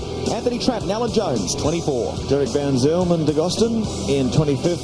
And that rounds out the field right down to the retirees. We've got plenty more to come. Other side of this.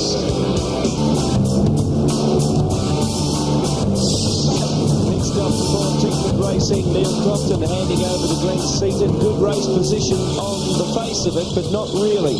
The team that has done their homework and committed their strategy to the utmost has been the Mobile Holden Racing team. While these guys are changing drivers, Craig Lowndes is still circulating with a comfortable race lead and may not have to finish. Stop, that is, before the checkered flag. There is some question as to whether he'll have enough fuel to get to the line, but they rarely get their sums wrong, that team. So it looks like Lowndes is in the box seat, barring any misadventure. And Glenn Seaton rejoins the fray. A fair way back in the field, 11th overall. Yep. Problems there for the toll car too. Anthony Trapp and Alan Jones have gone straight, in fact, to the garage at the back of pit lane. No, it's definitely finished then once the car goes behind the pit wall. It's out of the race, so goes behind the pit wall. Terminal situation. Terminal situation. Should also welcome to the commentary box as well from the Kmart race team, Greg Murphy. And HRT, your former team, seem to have really read this one pretty well so far, Murph. Well, that pit stop they did under their pace car was absolutely brilliant strategy. Left Lowndes in the car, obviously he couldn't get out because he hadn't done enough laps, and they've blitzed the field. I mean, it's cleanly just done a great job. Now, you're talking about your own car just before, or just during the ad break there, and it's got a couple of problems. It's not exactly straight. Well, the car's going unbelievably well for the problems got. Steve, I think, had a bit of a problem with Steve Ellery in his first stint and bent the steering quite bad, so that we've got about, nearly a third of a quarter of a turn down, left hand down at the moment. It's probably got about 10 or 15 mil of toe in, so it doesn't go around the left-handers too well. The right-handers, sorry, the right-handers. It goes around the left's fantastic. It doesn't go around the rights very well, but it's still doing very quick laps, so it's sort of a little bit disappointing.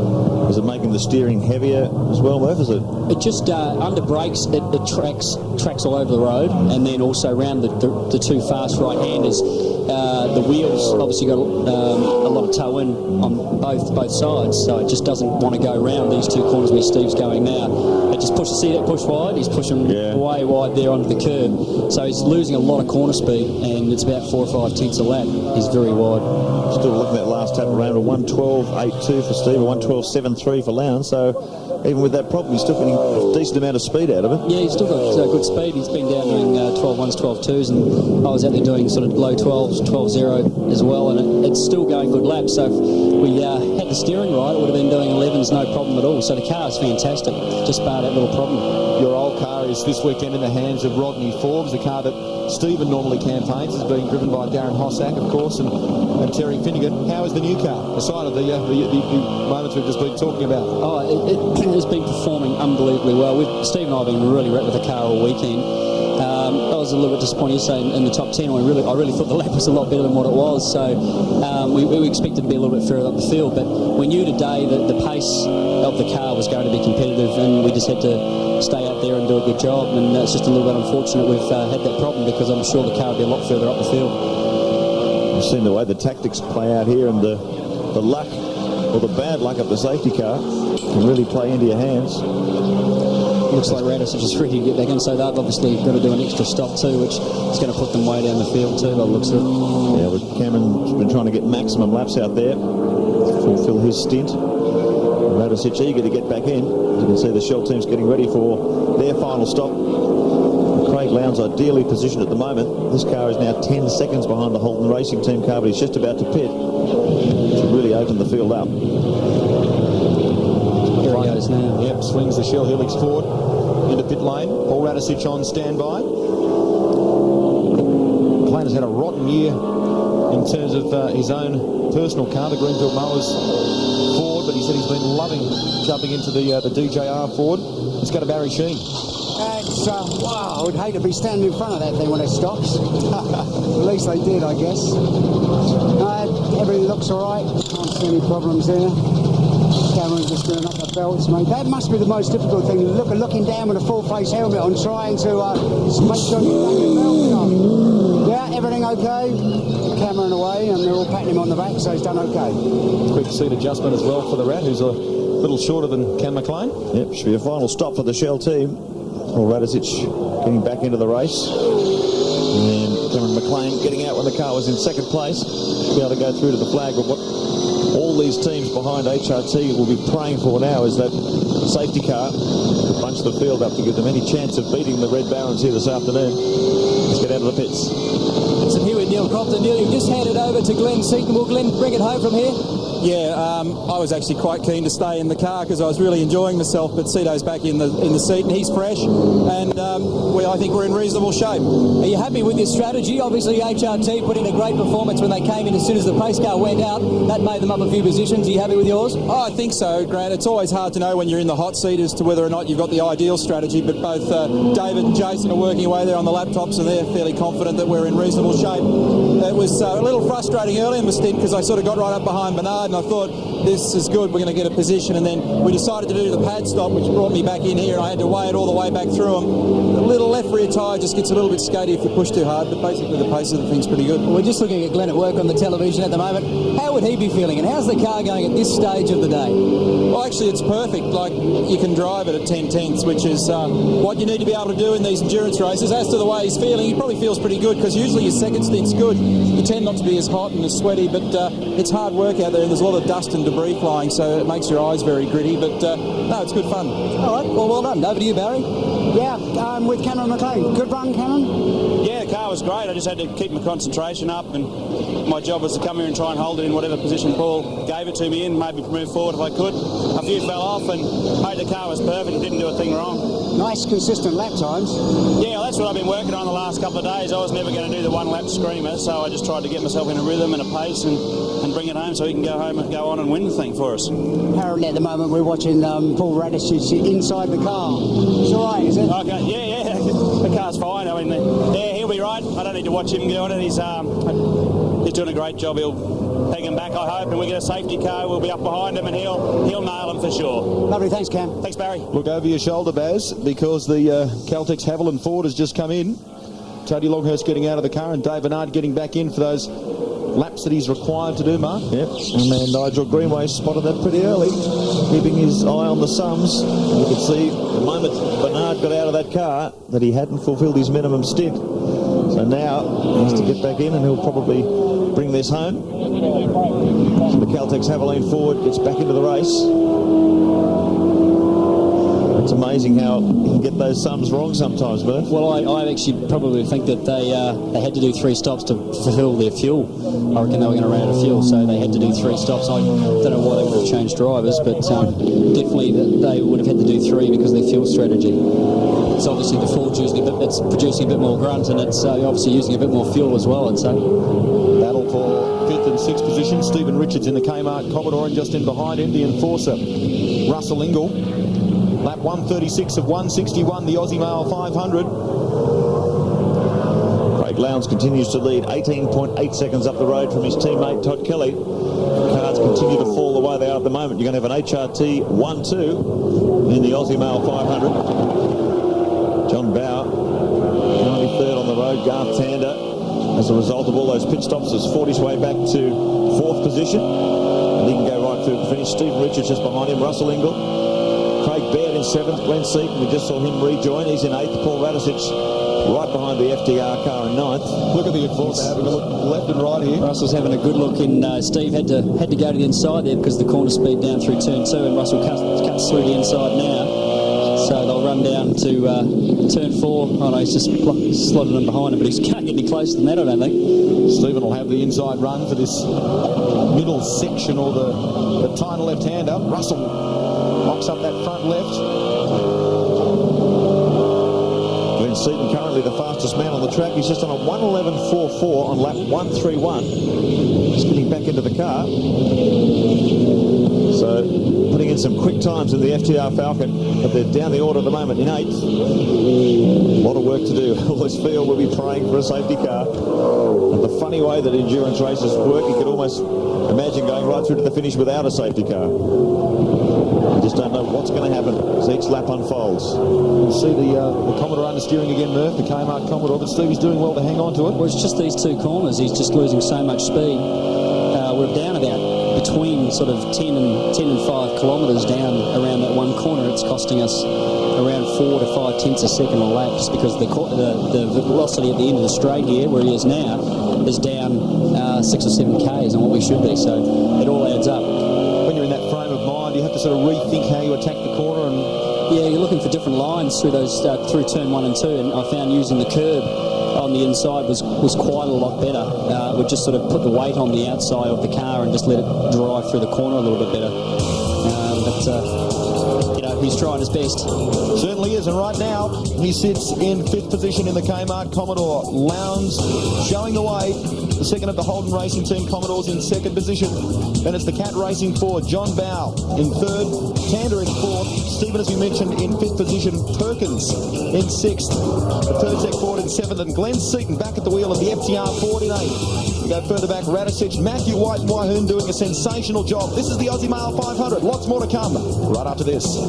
We are back with the main action here, and this is John Bow being caught rapidly by Garth Tander for 3rd position, the Caterpillar Ford. Under attack from the 23-year-old from Western Australia. Tander's been storming through. He's got a little bit of paper there on the radio. I don't think it's probably enough to bring up the water temperature too much. Well, still plenty of air getting in there. Oh, what's going on here? Car 2 in trouble. It's got smoke coming out the back there. That's the end of that. They have parked it. Now, that's bad luck for those guys. You can see Jeff Greck, the Holden Racing Team manager's looking at his car, sitting there in dismay at the end of the pit lane, smoke pouring from it. What's happened there, Murph? Is that smoke or steam? That looks like... Could be steam. That's an engine then, obviously, because I think that's coming out the exhaust. Look at that. Which means it's got water going into the engine, so that's steam, it's not smoke. Yeah, there's no smoke there, you're right. And the dejected 20-year-old Todd Kelly walks away from the car. Well, they were heading for what looked like a very strong 1-2 finish. He waves to the crowd in acknowledgement. Now, Todd will be very hard on himself too. He'll take this really badly. He's a great little driver. He's done a super job today. But that couldn't be his fault, surely. No, I doubt it very much. So, Shell Helix replay. Looking at the back of the Kmart Commodore. This is the battle between the Steve Richards and Russell Ingall. Russell having a look down the outside. Steve covering his line. Oh, that's can't get any closer than that. The nose inside. Drag race now between the Enforcer and Stephen Richards up towards turn 4. Despite that problem with the... And Russell just dives to the inside, and then looks to the outside. Oh! That's a bit of a lock-up. If he hadn't got off the brakes there, he would have definitely hit Steve, so that was lucky. Fantastic battle. Stephen Richards and Russell Ingall fighting over 4th place. Now Tander has gotten around John Bower, so position swap there. Tander into 2nd place. Yeah, that puts him up to 2nd. Goodness me. That's amazing the way things can turn around. He was so far back in the pack after having to make that final pit stop under green flags. And now he's up to 2nd place. Your pace car would be good right now, wouldn't it? Oh. What would be going through Jeff Gregg's mind at a time like this after what's happened to Todd Star? Let's in fact go to Baz and try and find out. Jeffro, what's happening? Are you worried? We're always worried, Barry. Look, car 2 obviously has had some sort of engine failure. We lost radio control about 30 laps ago, so we don't know quite what it is, but you know, the poor kid's a bit disappointed, so we just let him console himself. Done a fantastic job. I mean, he was running 2nd, and really to us he's done the job. So well, it's not his fault the bloody thing's blown. No, that's what I mean. He's just got to be proud of himself that he's done the best job for the team, and we just, something's gone wrong. We just got to get a chance. Oh, what about number 1 car? No problems so far? No. He obviously we're in radio communication there. He's fine. We just told him to nurse it and bring it home, and hopefully, fingers crossed. No swearing at the end, Jeff? No. I'm past all that. Oh, yeah. Yeah, I believe you. Best of luck anyway, Jeff. All right, thanks, Barry. You can see the disappointment there on the face of the team manager. It was incredible problem so late in the race for the Holden Racing Team Commodore. And look at this battle continuing between Stephen Richards and Russell Ingall over 4th place. But that now moves Garth Tander up to 2nd. And in terms of this absorbing Shell Championship Series battle, that's going to keep it well alive as we go through to the final 2 rounds at Sandown in the FAI 1000. Little lap traffic up in front of John Bow here as well, so that's... the gap's come down between Steve Richards and then John Bow too, so these two are catching up very quickly. John Bow, his lap times are 1:12.66 there, 12.52 for Craig Lowndes. Tander at 12.54, so there's barely 200ths of a second between the lap times of our 1st and 2nd place man, but the critical thing here is Tander is 37 seconds behind Craig Lowndes on the road. Now a safety car here, the final sprint to the flag would be amazing. What an incredible finish to the Queensland Aussie Mail 500. So Holden Racing Team will have their fingers crossed there'll be no safety cars. A little bit further up the pit lane, they'll be praying for one. No doubt Gary Rogers would be doing that right now, Mark. Hoping for one. Bit of pacing going on in the Velvet Wing camp, I think. Lowndes comes across the start-finish line to put another lap down. What a marvellous performance, and you'd expect nothing less from Lowndes, despite all this media hype and speculation about where the kid is going to be in season 2001. He puts it behind him, leaves it back in pit lane or the paddock, if you will, and just gets on with the job of driving there. Yeah, he does. He's a full professional, and Lowndes, he doesn't let anything like that get to him. He's got a few problems to sort out, but he's a race driver at the end of the day, and get in the race car and do the job properly, and he'll never do anything but 110%. Paul Radisich digging deep. 16 laps remaining in the race. He's just on a 1 minute 12.1. Very fast times for this late in the day. Battling away with Glenn Seaton here for 7th position on the road, and the Rat has got it. They're drag racing down the front straight here at Queensland Raceway, but the Rat will have the inside running into turn 1.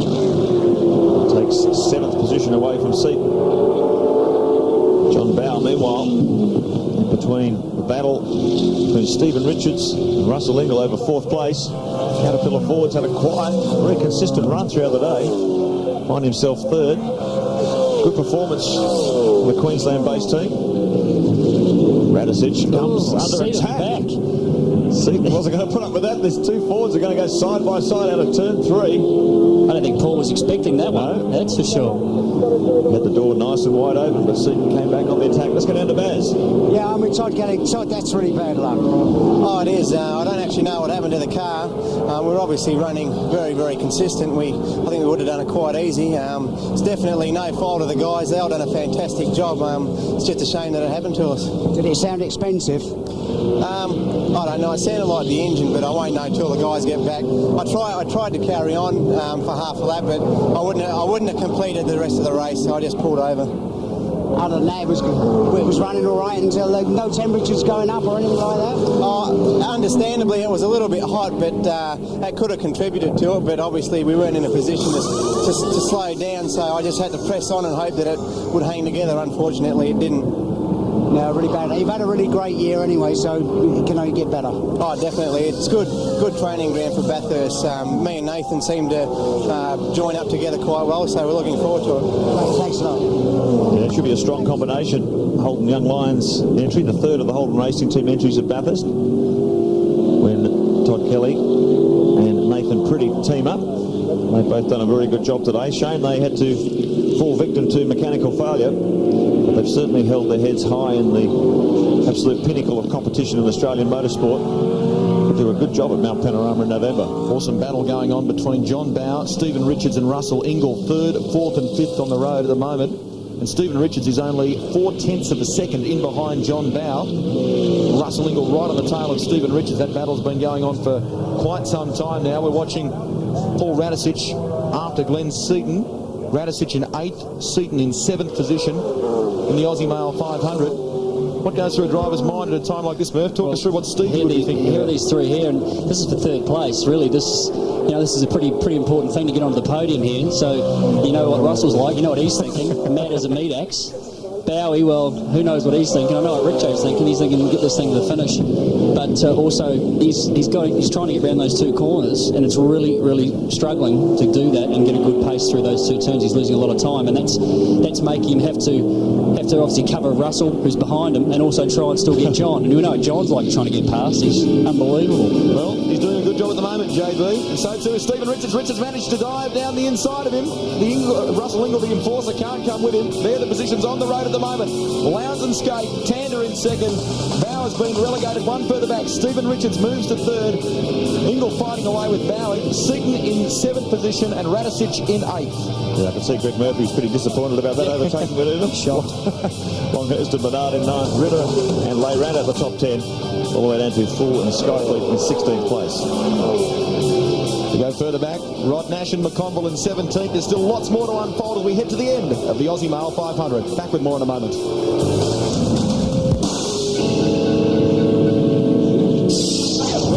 Queensland's Aussie Male 500, and Russell Ingall moves past John Bowe to make it 4 holes at the front of the field, but he still needs to nail Stephen Richards just ahead of him if he's to take a podium position. The defending champion, of course, with Larry Perkins. Race leader Craig Lowndes is 36.75 seconds out in front.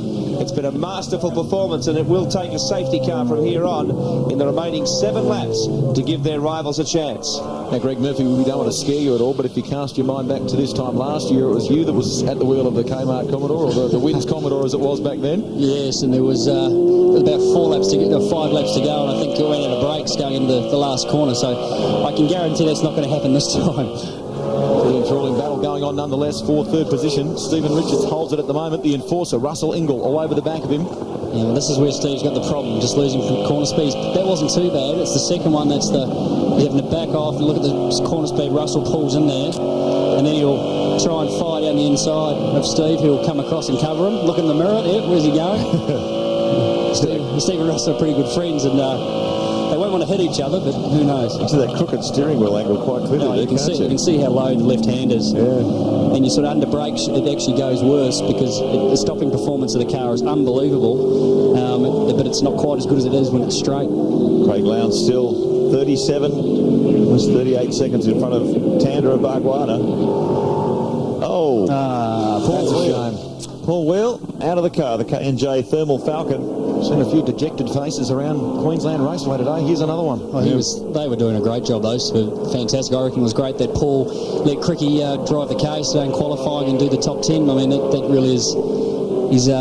young kid, and he's learning from Cricky, and they're doing it both of them doing a great job. So to stand aside after driving the car all year and let someone else do qualifying, I think it's a great thing to do. It's the sort of team they run, Keys, Whelan and boys. They've got that very much a family sort of atmosphere about it, and Keys is not backward about coming forward and saying no. Cricky had the slight edge on Paul, and they gave him the go. That's right, I think it's great. Immense experience here. Stephen Richards, dual Bathurst winner, won it last 2 years in a row.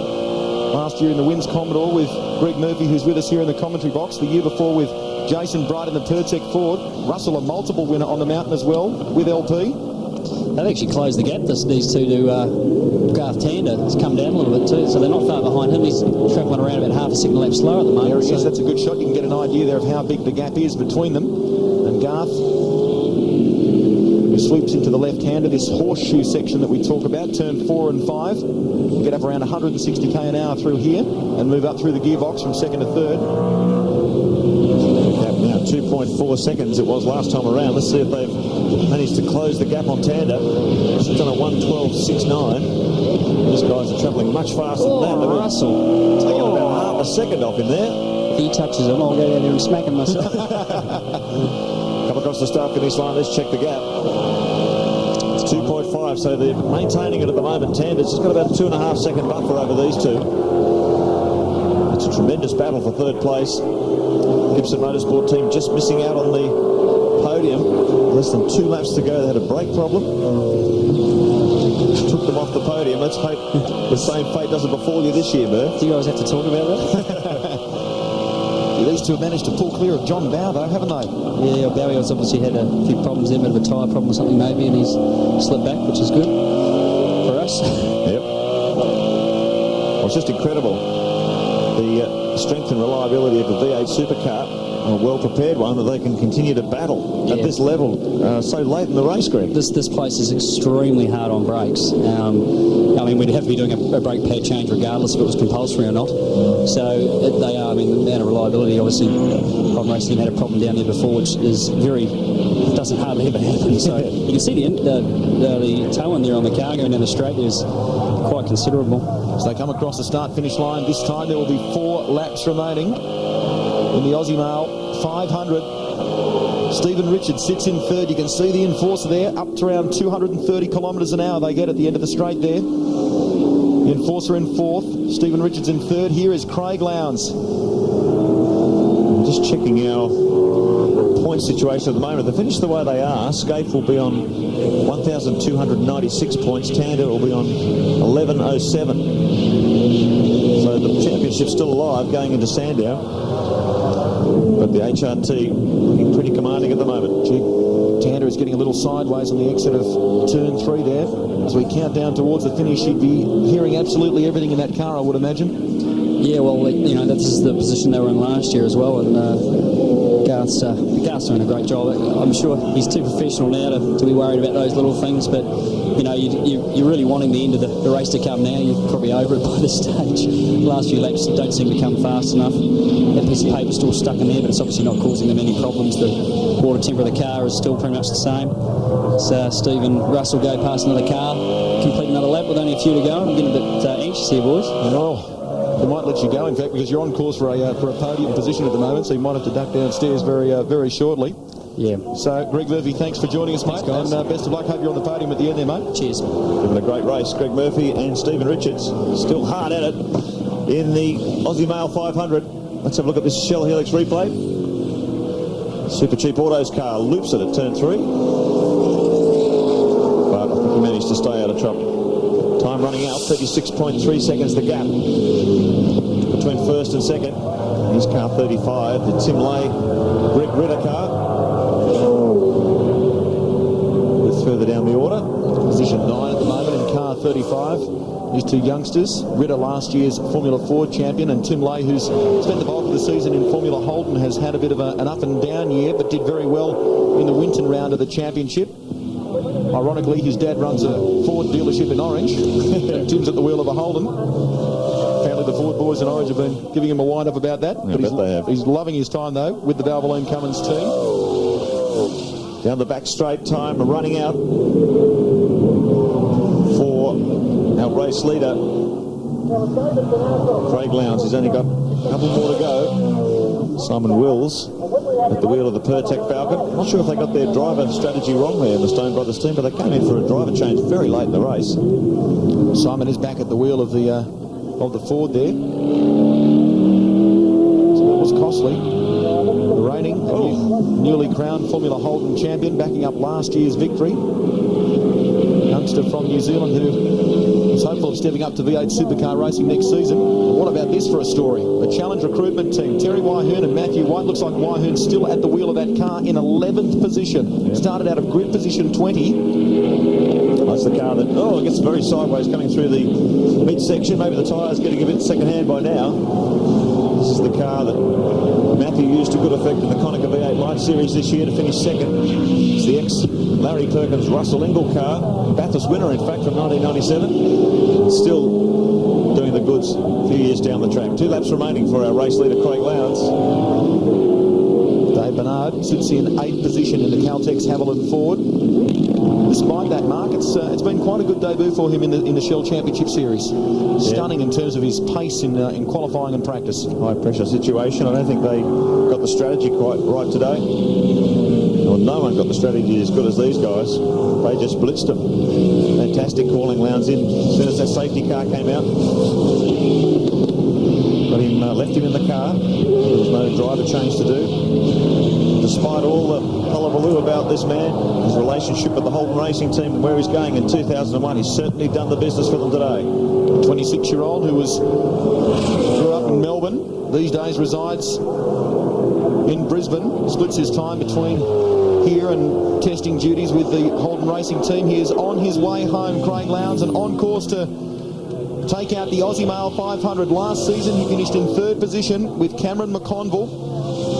And now he and Scaife have partnered together for this race, and they are set to take it out. He's even waving to the crowd there down the back straight. What a fantastic career this guy has had. Started out in kart racing at 9 years of age. He's campaigned successfully in Formula Ford, had a brief stint in Formula 3000 overseas, has won 3 Shell Championship Series for this team, and of course teamed up with Greg Murphy to win Bathurst in 1996, and now another endurance trophy awaits Craig Lowndes. The critical thing is this keeps Mark Scaife at the head of the Shell Championship Series battlers. We've got 2 rounds remaining to go to Sandown, another sprint round before we go to Bathurst. Well, this battle between Valvoline Cummins and Holden Racing team looks like it's going right down to the wire. We talked about it at the top of the show. The engineering might and the organisational nous of the Holden Racing team, coupled with 2 of the best drivers in the business, Mark Scaife and Craig Lowndes. They win the Aussie Male 500 in Queensland. Well done, and well done to the Holden Racing team. There's Mark Scaife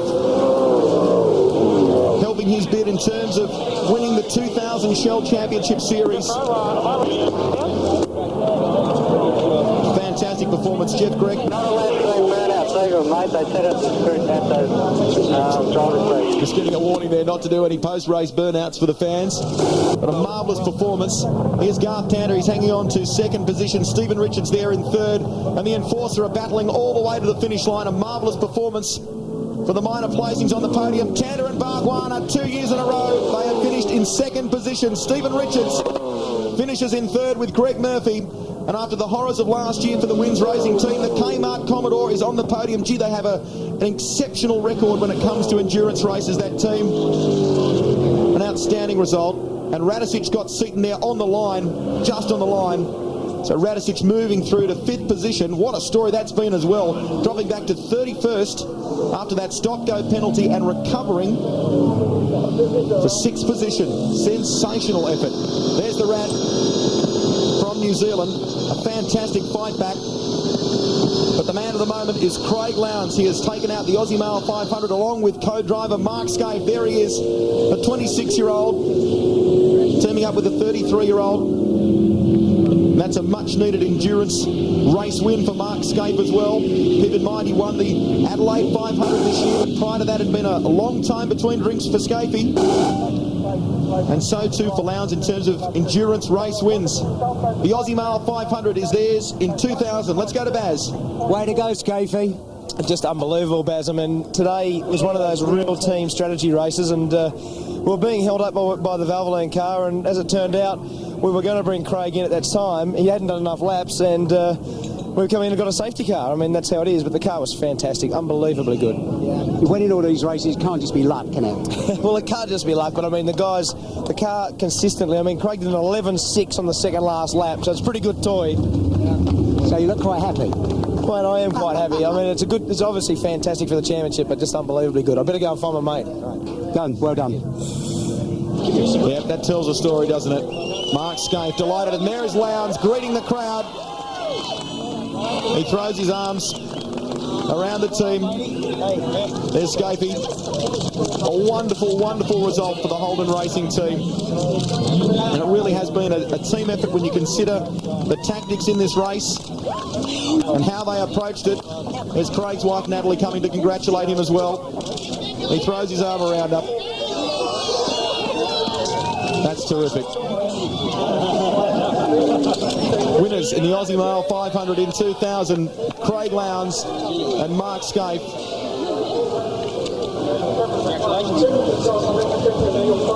And the crowd are just loving this here at Queensland Raceway. If you've just joined us in second, it was Garth Tander and Jason Bargwanna. They have done that 2 years in a row now. They wanted to go one better today, and Tander does look a little down, but that's a fantastic result and still helping him in terms of his bid for the 2000 Shell Championship. It's not over it yet by any stretch of the imagination. It is still wide open. They're the two protagonists for the title, and they finished 1 and 2 today. Let's check them out for you, and we'll recap all of them.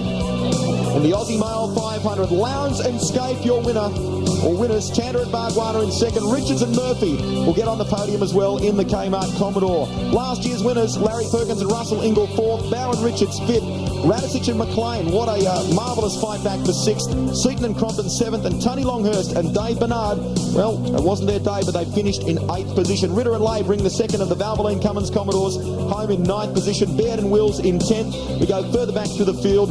Ellery and Stokell, a good effort, 13th. Forbes and Cleland, 14th. Nash and McConville in 16th position, 4 laps down from our winners. Dillman and Cotter on return in the Team Gatorade Commodore finish in 17th position.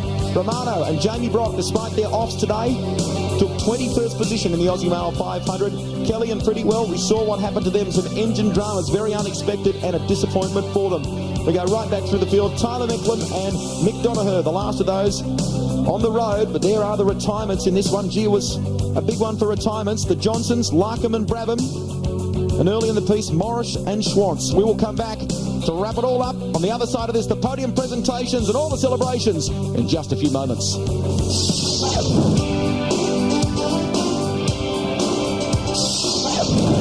Command performance there from the Mobile Holden Racing team, and as a result, a commanding lead to the man on the left of your screen, Mark Scaife, in the Shell Championship Series. Great job from Craig Lowndes. They are an item now until the end of the championship, barring the Sandown Sprint, which is still to come, but nevertheless, double points on offer in Bathurst. They will team again for that. Recapping the results here, and some tremendous efforts. A couple of major dramas too for a few teams that maybe had the speed but didn't have the tactics to knock off Mobile Holden Racing today. But exceptional performance from Matthew White and Terry Wyhoon 11th, and of course Greg Ritter and Tim Lay there 9th. That was terrific stuff. Mark Osler is on the podium with our lucky winners, although they've fought very, very hard, along with that slice of luck they need to win a big one like this.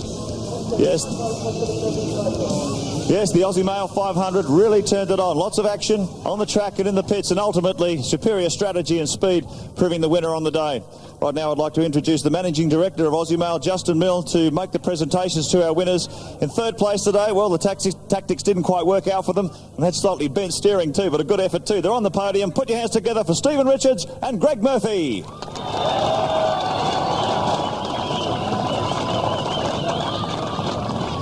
Outstanding performance, Steve. But we saw you on the in-car camera there struggling with that steering. She had a bit of an angle on there. Yeah, she had a bit of play, had a lot of toe in after a bit of contact in my first stint. So, to be honest, the Kmart Racing team, we're very happy to be up here. Greg drove a fantastic middle stint with the steering and managed to hold out Russell right at the end there. Was it hard work out there? Boy, it must have been hot inside those cars.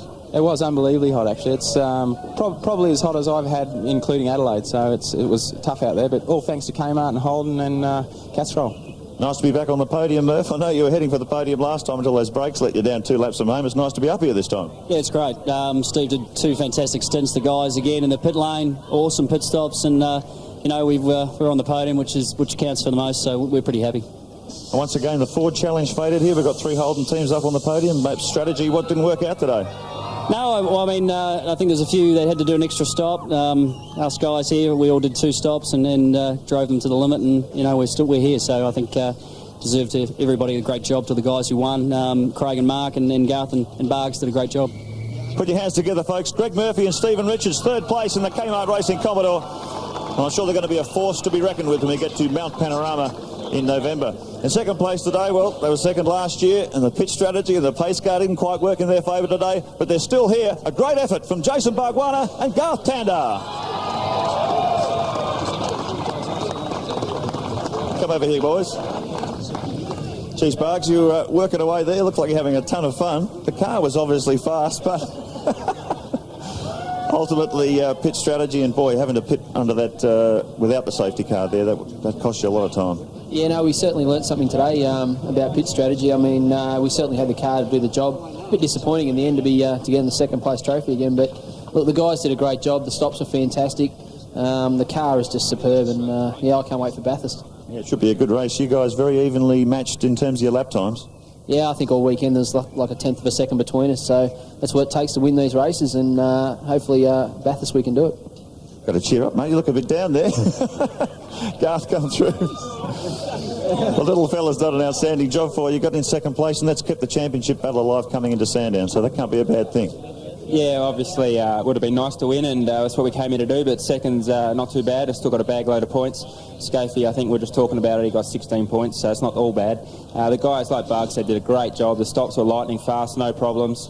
They did a great job setting up the car. It was really, really good considering we were off the pace here at the sprint round. They really turned around and gave us a great car. So thanks to Valvoline, Cummins, Holden and Repco. And like Barg said, we can't wait for Bathurst. But you blokes would have been pacing up and down pit lane waiting for a safety car in that final stint, wouldn't you? Yeah, it would have been nice, that's for sure, but I don't know. I don't know about the lap time, so Craig was too far ahead, so I don't know how if we're gaining or we're losing. So, but a safety car would have been nice, would have made it interesting, that's for sure. Garth Tander and Jason Bargwanna, ladies and gentlemen, an outstanding performance, and this championship's still very much alive. Right now, I'd like to call on the winners, and it's been an absolutely amazing drive. Very good call on tactics, great race speed all day. Mark Scaife and Craig Lowndes.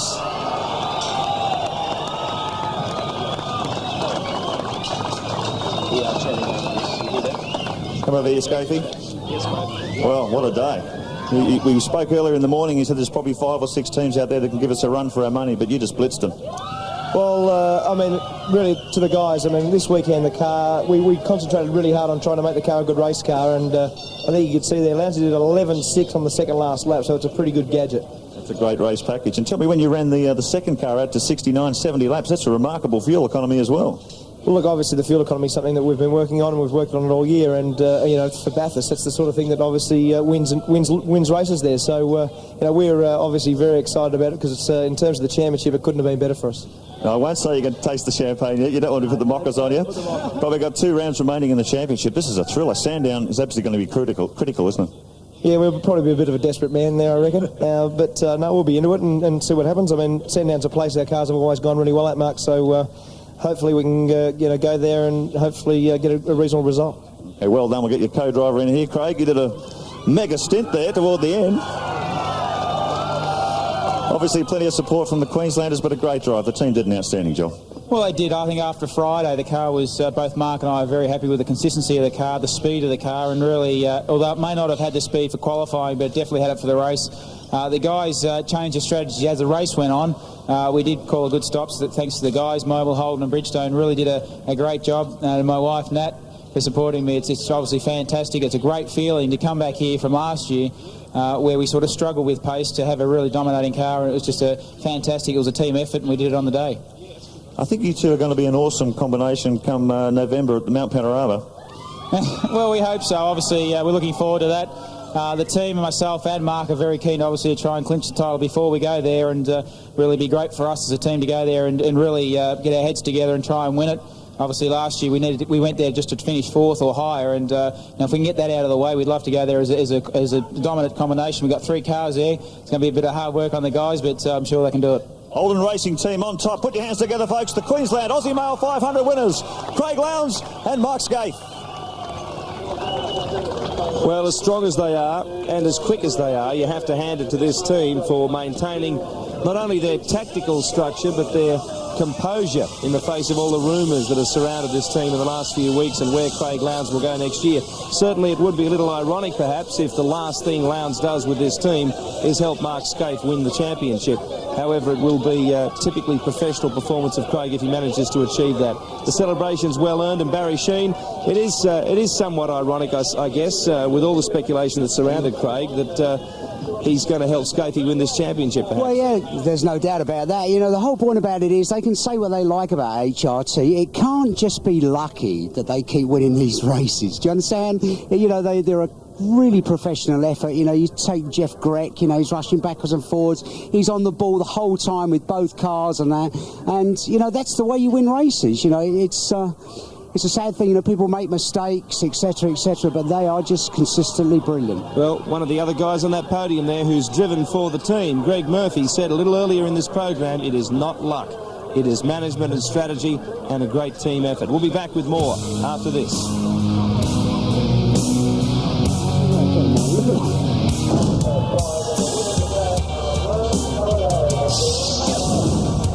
You fight all weekend not only to set the car up, to find tenths of seconds, even hundredths to gain grid position.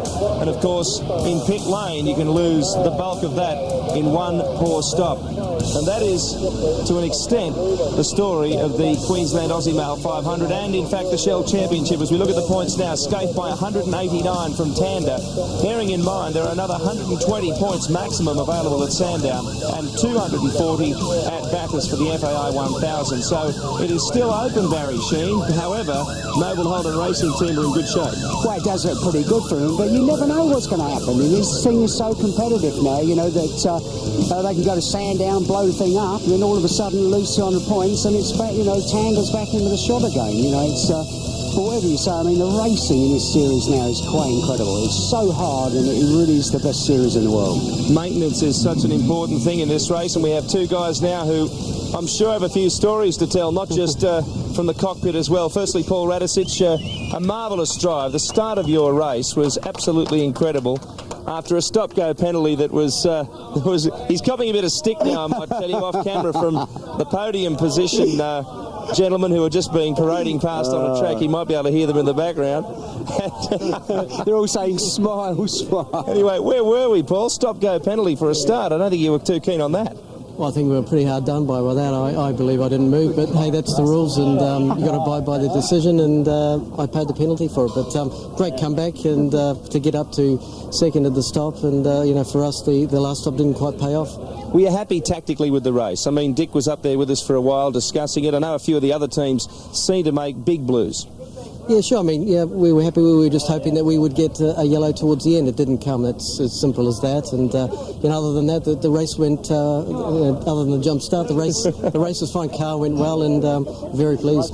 Totally different complexion on the series now for you when you go to Sandown for the sprints. Yeah, sure. I mean, you know, just try and win some more races if I can, and you know, the fours are working a lot better, and we're a little closer to the Holdens, and let's hope we can win a couple more. But after being so quick and having that drama happen to you at Bathurst last year, you must feel pretty confident now going into that race again. You can maybe do it this time. Well, drama seems to follow me around, so who knows? But hey, something owes me a big one, and let's hope it's Bathurst. Well, best of luck, mate. Well done. Russell Ingles with Barry Sheen. Stay with us, Paul. Now, Russell, you're getting wound up by the boys here. What are they saying to you? Yeah, they're having a bit of a go at me. I'm a bad loser, mate. No, they're saying, well, so they're all going, smile, Russell. Nah, look, I give myself a bit of a butt kick, actually. Yeah, well, I mean, it was a good race for us. We had a little bit of a long pit stop, put us back a bit, but look, I should have got past Richards a bit earlier.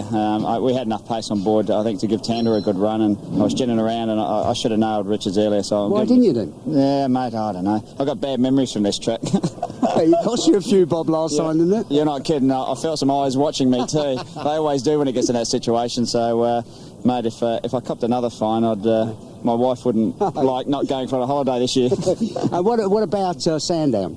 No, look, we should go right at Sandown. It should be pretty good. So, look, we're now along there. We're back to my old car there. And then, well, obviously got the big one at Bathurst, but that's the one we're gearing up for. We only need a little bit more. The car's really good, so if we can find a bit more speed, we'll be there. Well, you're saving it all up for Bathurst, obviously. You're just keeping it up your sleeve. Yeah, the boys scaping, they're all having a bit of a laugh now, but mate, wait until Bathurst. We might swipe that smile right off his face. OK, thanks, Ash. I hate to open the old can of worms here, but we should get a comment from both drivers on this, Paul. The parity situation, it's kind of gone under the blankets in the last few weeks as other things have surfaced, and we're looking forward to the big races. But how do you feel it is now over the longer distances? Well, the undertrails has helped balance the car out. It is no quicker, but it has helped us balance the car, which will help us at other tracks. So I still believe there's a little bit of a deficit by about a tenth or two, but maybe we can even that up as the year goes on. So when next year comes, it's a completely even playing field. And of course, you're just going to say that it's the best driver in the Holden, of course. Oh, absolutely, but I don't know about a deficit of a tenth or two, because I was sitting behind Longhurst, and when he went by me, I thought, well, I know who's got the fastest car at the moment. So this is typical racer stuff. The argument continues. Thanks a lot. Cheers. Thanks, Russell Ingall. Thank you, Paul Radisich. Well done. Best of luck at Sandown and Bathurst for both of you drivers. Barry, a remarkable weekend, really. Oh, really hard. It just shows you, that getting the strategy right, when you should have seen Gary Rogers' face when he had to bring the car in, under a sort of a no safety zone thing. It's one of those things, but you cannot knock HRT. They can't get it right every time just by luck. So much speed and so much hard work can come undone. You must think the races as well. Let's have a look at what.